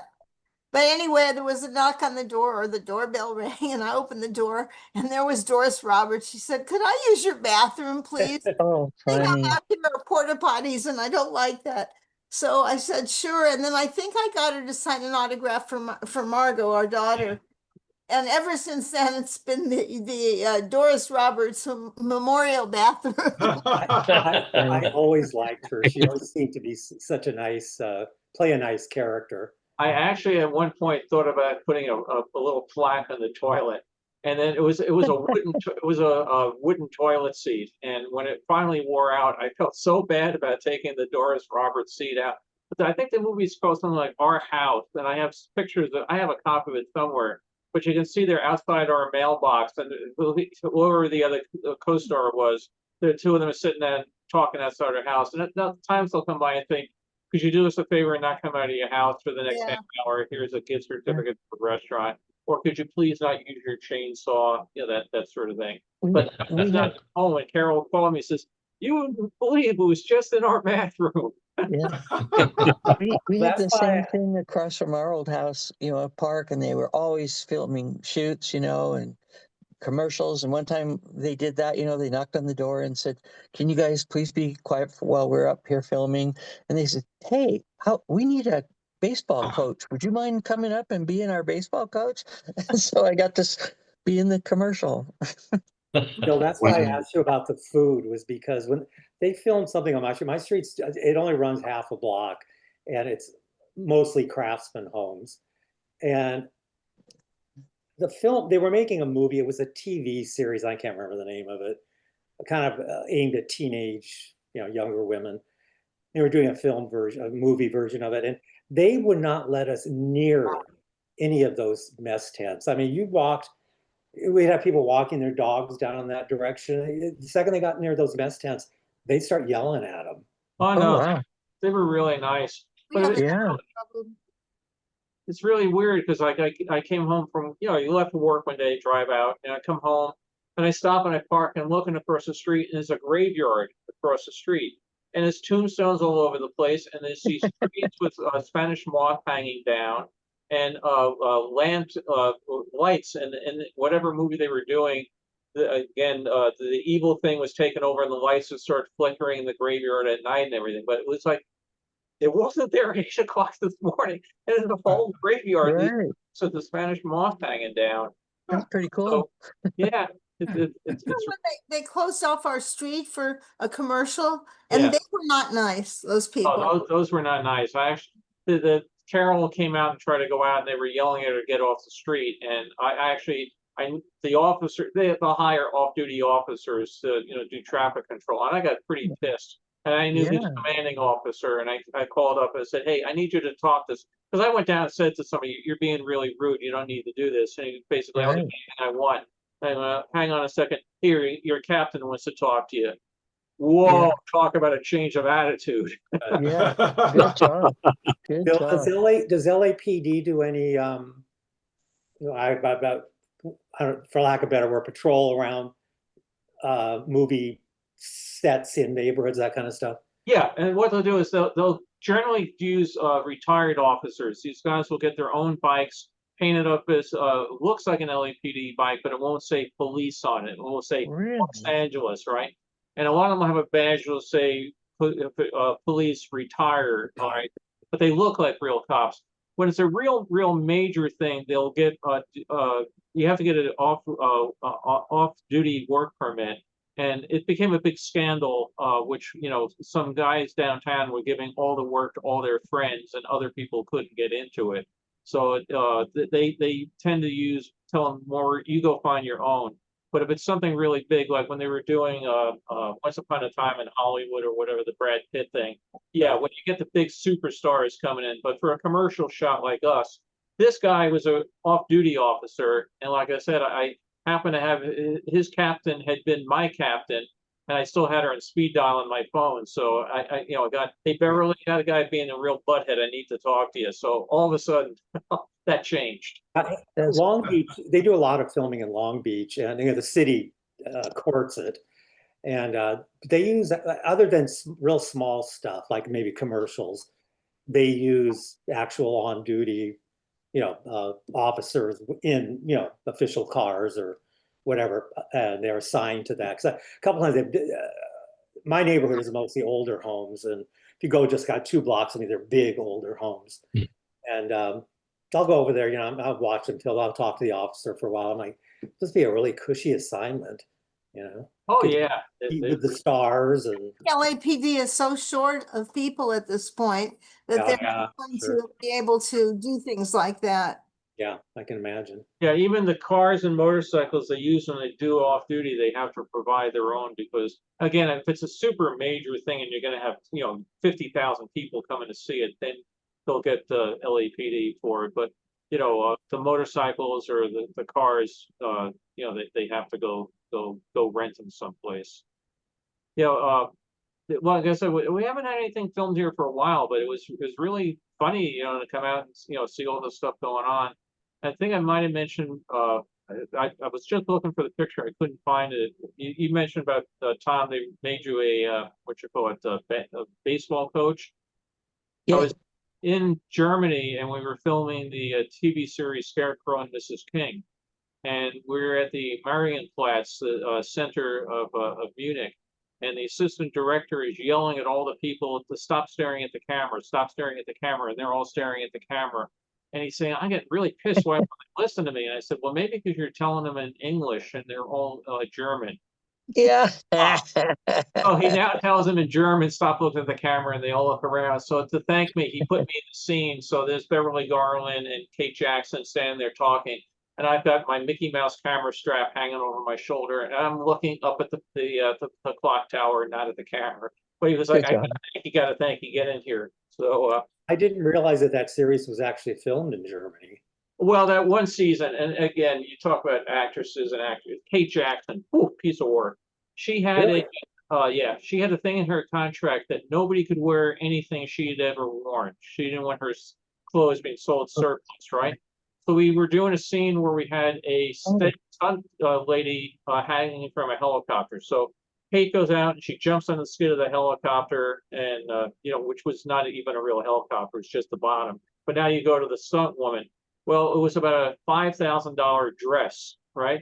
They had to go buy the stunt woman a separate $5,000 dress because Kate Jackson took a pair of scissors and shredded the $5,000 dress to make sure that nobody else could wear it. Well, then it turned out they had a problem that the thing had to be reshot, so they had to go get another $5,000 dress. Oh my gosh. But she had shredded her own, and she wouldn't wear the one the stunt woman had worn. So she decided, and she was making $1 zillion, right, for all these episodes. She decided. But she also had a clothing line. Yeah. What's that? She had a clothing line, and that's probably what she's So trying to that was protect. not Kate Jackson. That was Jacqueline Smith. Yeah, right. No, this was Kate Jackson, the dark-haired one.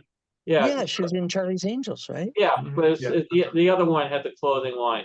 Jacqueline Smith had a clothing We line. ended up doing Scarecrow and Mrs. King. The show was doing really well. Matter of fact, my office was used for that thing over and over as an airport or an armory or anywhere. But she said, I will only come back if we do, I think it was 6 episodes in Europe, because she wanted a paid vacation. So they had to take the entire production to Europe for 6 weeks, you know, to shoot over there to do this arc, because that was her assistant. So, Wow. yeah, but we shot some once. Again, I had nothing to do with the making of that, but you know, I was the guy in the Warner Brother office, and they were, you know, like, oh, well, we're all going out to dinner tonight because we're shooting this big scene at a beer hall. Do you want to go? I like beer. What the hell, you know? Well, better news for Charlie's Angels. probably about 1980 or so. I was deadheading is when the crew doesn't work, but they're in a passenger seat. And from Houston to LA, it was Easter Sunday, and we were on Eastern Airlines, and the agent said, "Well, I'm going to put you up in first class. We have one seat left." So I sit down. I'm sitting next to Farrah Fawcett. Oh, neat. She was so sweet. Oh my God, she was so sweet. And this was at the height of her popularity. This is when everybody had, that poster in their bedrooms. And she had been visiting her family there for the holiday. Her family, she was from the Houston area. Yeah. I mean, I can't even tell you how sweet she was. Yeah. Have you ever seen her artwork on display in Austin? No, I haven't. There's I won't remember the name of it, but Carol and I went to visit our friends from Austin, and she was really big into sculpture, and they have quite a bit of pieces of work she did, not just sculpture, but paper artwork and preliminary sketches and everything. So she was really talented in that particular field too. Remember that, Carol? I do. I do. I'm gonna look this up. Whose picture of the movie star homes is this? Keeps popping up. Oh, Darren. Yeah. Oh, okay. I couldn't see a name on it. Yeah. Personal guide to the stars homes. Oh, okay. Anyway, yeah, we went to the like little park where her stuff was. Yeah. So if anybody's in Austin, go look it up. It's they have a very nice tribute to her there. Very At the Umlauf Garden in Yeah. Austin. yeah. Right now they're doing a remake of Charlie's Angels with Scarlett Johansson. Oh, really? How many have they done already? At I least think this will be the third movie, right? But At least. after the television series, You And can't, after a couple probably of movies with can't beat 3, the 4 television. year run. You just can't beat it, No, in my opinion. you can't go back and redo that old stuff and capture the same charm. Hey, if Scarlett Johansson's in it, I'm gonna watch it. she is a good actress. She's a That's good actress and certainly a pretty woman. Then you must have liked the new Jurassic World, huh? Yes, very much. Yeah. Is it I good? like all those cars and vehicles that had been there in the jungle for 17 years that just started like that. Yeah. Is it worth seeing? They made it better back then. Yeah. Great battery. Is it worth seeing Yeah. this Jurassic Park movie? It was fun. I mean, I don't think it's one of the best ones they've done, but it was fun. Also, Yeah, I it was like- way Beth better is shaking than her head. a couple of the sequels. Well, yeah, no, I'm saying it's not one of the best, but I think Yeah. it was well done. I really liked the in between. The first one obviously was really good. Yeah. I like the in between series or the Jurassic World series, and this is another one of those. But it's it's moving on in time. But That I one just- with Tia Leone was so horrible. oh yeah. I think the second one, Jurassic World, I think they were filming that one when I was at Universal, and they rebuilt the entire Isla Nublar or whatever it's called, but the command center that was all shattered by the dinosaurs. And it was so neat to be, it was just sitting there in the back lot. So Farrell will remember, Kevin Lieberman and I went and walked through it. And it was all great because, facing where the camera was, it was all the lichen and moss and everything hanging down. On the other side, it's just a thing, Weyerhaeuser plywood. I mean, as long as you stood in one direction, it looked like the dinosaurs had ripped the other thing apart, and the other side just nails and studs and screws holding it all together. But it looked, really, really neat. Wrecked cars and everything outside. Stuff you wish you had taken pictures of on, I actually might have gotten some of that one. But I always loved the movies, where, even like The Walking Dead, the TV series. They go into some town, turn the car, and it starts up. I leave my car in the driveway for a month. You come back, plus the gas, all those tanks probably would have turned to shellac and everything else anyway. So well, they did explain one part in it. Because all these things that are on batteries, they get a flashlight off the wall. It's on a charger, and it works. But every night at 10 o'clock or sometime, I don't remember what it was, the emergency power system would come on and run everything like people were there, even though nobody was there. And so that tried to explain why everything was charged up, because it always came on every night. Could they explain who was refueling the emergency power generators every night? Yeah, well, no, it was all steam run. It was from geothermal, but Oh, you know, okay. I thought maybe yeah, they had see, they had it velocity. all thought out that way, Yeah. but it was just like the fuel in the cars. You know, again, you have to, so in any movie, you have to suspend certain realities. You just go, it was entertaining. I enjoyed it. It was a good, you know, decent story. And you know, but it was just kind of fun, like saying, oh, people could really pick this apart because everything worked perfect. The only time they had a little trouble was at the very end trying to start up this one little boat they had to escape on. And they were trying to pull it, you know, and finally it started at the last instant. They You could know, have but one of all those the other tiny, stuff started the first time. those little tiny dinosaurs. They could have them run on a conveyor belt to generate electricity. Yeah, there you go. Well, you know, They surely saw the Flintstones. They should have known. yeah. Bill, maybe you might, or someone else might know the answer to this. A lot of times they use Long Beach to cover for Miami. I'll be taking a walk and I'm walking past parking lot. I see all these Miami PD cars parked in a parking lot. Then I realize they're filming something in the vicinity. But one time they filmed, they took over a whole parking lot on the beach, and it was a carnival. They made it. They brought all this carnival, you know, Ferris wheel and stuff in. But to cover up like the parking meters and other stuff they didn't want, they put blue tarps over them. Sure. I guess that doesn't photograph, or Yeah, Yeah, in the blue, it's like a blue screen background thing. okay, yeah, that's what I thought. Yeah, well, there were like 150 parking meters in this parking lot. they even get to the point where not everybody uses the same red curbs and everything we do, and they would have to come down the street with giant things of gray tape and put them over the curbs so you don't see it's LA. But we've been binge watching the series The Office, and my son are always, and I say it's amazing how Pennsylvania looks so much like Southern California. They even use the same road signs we have. And then he's watching it, and they're filming in Porter Ranch, the town next to us that's having the big water outage and everything. And you say, "Oh yeah, he's driving right on Tampa Boulevard." You know. You remember when LA used to have, when you came up to an intersection, they had that curvy line. Anybody remember that? Late 50s, early 60s. It warned you that you were coming up to a stop sign. Anyway, yeah, you could always. You mean on the warning signs? Sure. Yeah, you could. But on the street was painted a curvy line too, and you could tell that this is supposed to be in San Francisco, but yeah, it's obviously LA because San Francisco doesn't have curvy lines painted in the street. Well, on that nature, they had a story 2 weeks ago. Some people have been asking the city for 15 years to put in a crosswalk because too many people are getting hit in this one particular area. And the city didn't do it. So these people went and painted their own crosswalk. And then the city came back 2 days later and painted it over again. And they were saying, it took you 15 years, you couldn't paint one in, but you took one out in 2 days. So now the mayor and everybody else is getting involved to put the crosswalk back. But you were mentioning real quick, gotta go because we gotta eat lunch. We're hungry here. Talking about, sometimes you just have to assume things in movies. Carol will not go to a submarine movie with me anymore because we went to see the movie Das Boot and do something, and it was a very, very well done movie. But there was something would happen, and I go, "That's not the way it works."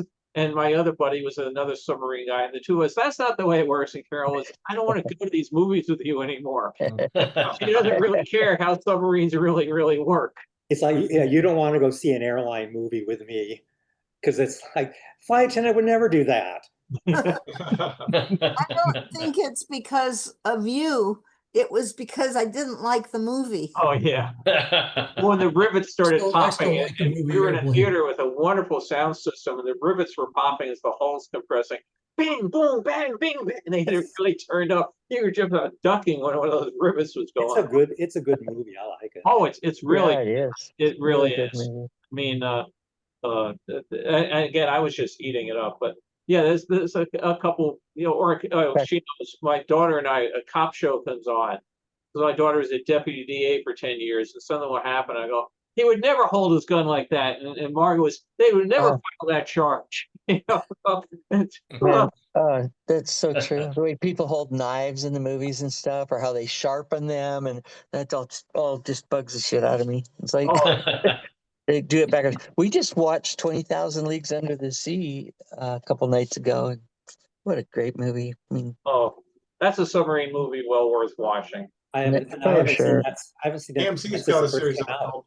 Oh, you need to watch it, Andy. It's just so Yeah. fun, you know, My when you parents think took about me to see James Mason, you know, Peter Lorre, Kirk Douglas, Yeah. just wonderful cast and Silly AMC's got Seal. one called the Nautilus TV series now. Yeah, It's it's a not. remake on it. It's not the same, but it's awful good. Actually. What is that? Well, I really take Nautilus. exception with the submarine myself. It's so spacious and Oh, I wide. know. Oh, It's yeah. a It's just hotel like, inside come there. on, you know, you What can it- be a what- little more realistic about that, No, can't you? Was it anywhere They do near that with spacious? everything. Yeah, What Brock, was it what anywhere streaming service is that on, Don? AMC. AMC, Oh, yeah. NC, okay. Yeah. What was Well, the, how about the sea view on I was just bringing that up. I was gonna ask, if the spacious is with the big window in the front? Yeah, and the big Well, hallways, you know. But When I- but the Sea View was shown as a huge submarine. It was a really Yes. large submarine. You had that impression. I So mean, I can that was- accept that. This one is supposed to be kind of like it's not that big of a ship, and yet inside it's like twice as big as what you Well, see from the That's outside. that's like airplanes. Yeah, Yeah, they do it that's with true. The everything. thing about airline movies, it takes off, it's a 747, in flight, it's a DC-10, it lands, it's a 727. They figure no one will notice the difference. And then you Yeah. walk in, the aisle is I like do. 8 feet. Well, I do too, of course. The aisle's like 8 feet wide. It's like there's Yeah. never been an airplane with an 8-foot wide aisle. I mean, I don't think Right. Flipper had Totally true. Totally true. I It's, had grown up watching Voyage to the Bottom of the Sea and loved it. Right, that. right with Yeah. you. Me too. And then I get a job, and what's my job? Designing submarines, right? So I never, and I've been on a World War II sub, which came in for Fleet Week in New York, and I was about 12 or something. But I finally, I'm doing all this work at the lab, and they said, okay, we're going to send you out to sea to go test something. And I remember going down the hatch, and the very first thing I see as I go through the hatch is rolls of toilet paper stuffed everywhere, in every nook, cranny, around this wire, everything. And it's, I mean, all over the place. And I go down in there, and I said to the chief that I was with, I said, what's with all the toilet paper? He goes, you brain boys don't think about where we're going to put stuff like that when you build these goddamn boats. Well, I assured him, I said, Chief, I guarantee you the next set of boats we work on, we'll have a toilet paper locker for you.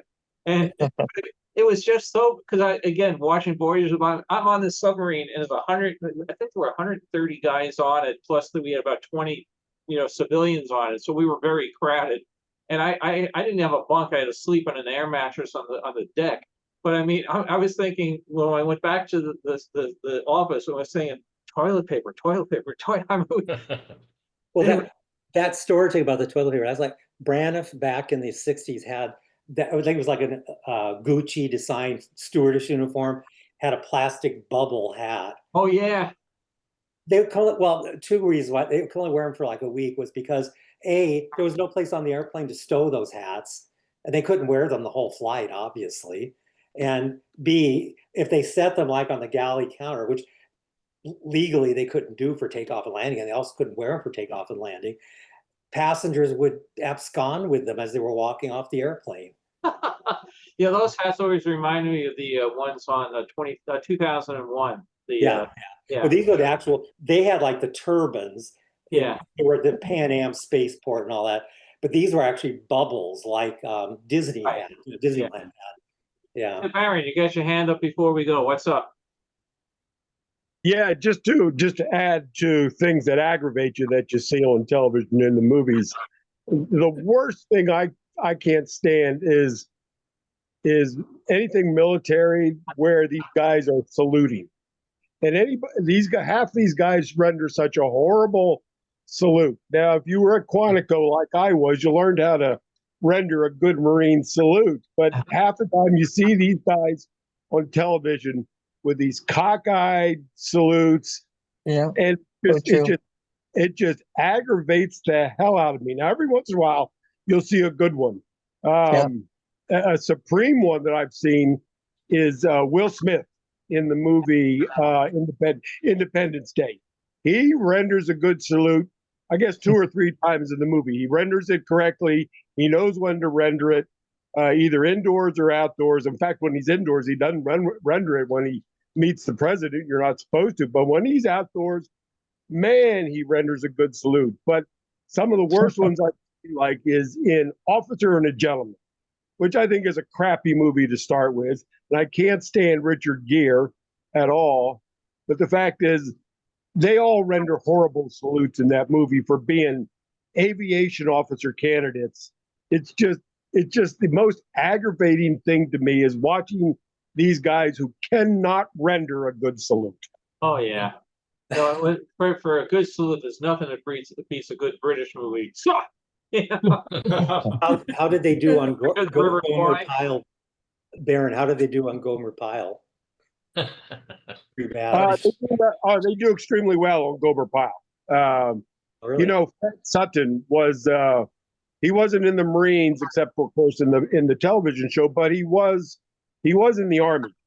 He had a military background. Got up staff sergeant or something like that in the Army. So he was able to bring with him into Gomer Pyle what he knew from his from his service in the U.S. Army. So yeah, Gomer Pyle is always good. Their uniforms are always sharp. They render good salutes. Their protocol is always correct in Gomer Pyle. That's why it was always a good show, and it still is a good show. Most of the Marines love it. But you see some of these other shows, and it's just like pathetic, totally pathetic. Well, a lot of those shows had military advisors in exchange for being able to use military bases, equipment, logos, stuff like that. Yeah. So, but yeah, the Sea View. Oh boy, gotta go for a But this cruise. is by far the longest talk that I've been to. It's by far by the longest one I've been to. You've been to That's all what of I've them. been to. A new record. Yeah, well, I'm gonna go take 3.5 my Flushing hours. bride out to lunch and fill up her car, and then we'll probably go to Costco. So This makes up for no talk last I'm week. going to say this with all love in my heart. This is what happens when you get a bunch of nerds together. Yeah. Yep. It makes up for the lack of the talk last week. Yeah, that too. Get a double talk this week because we had none last week. yeah. Well, All I right, tell you, let's you gotta bye, start- everybody. you gotta start Bye-bye. treating yourself because I'm away for September 3rd to the 13th, so we'll be up in the Catskills in the Adirondack. Cool. Oh, I'll Have be fun. at Be the in beach. touch. Safe Bye. travels. I think, Bill,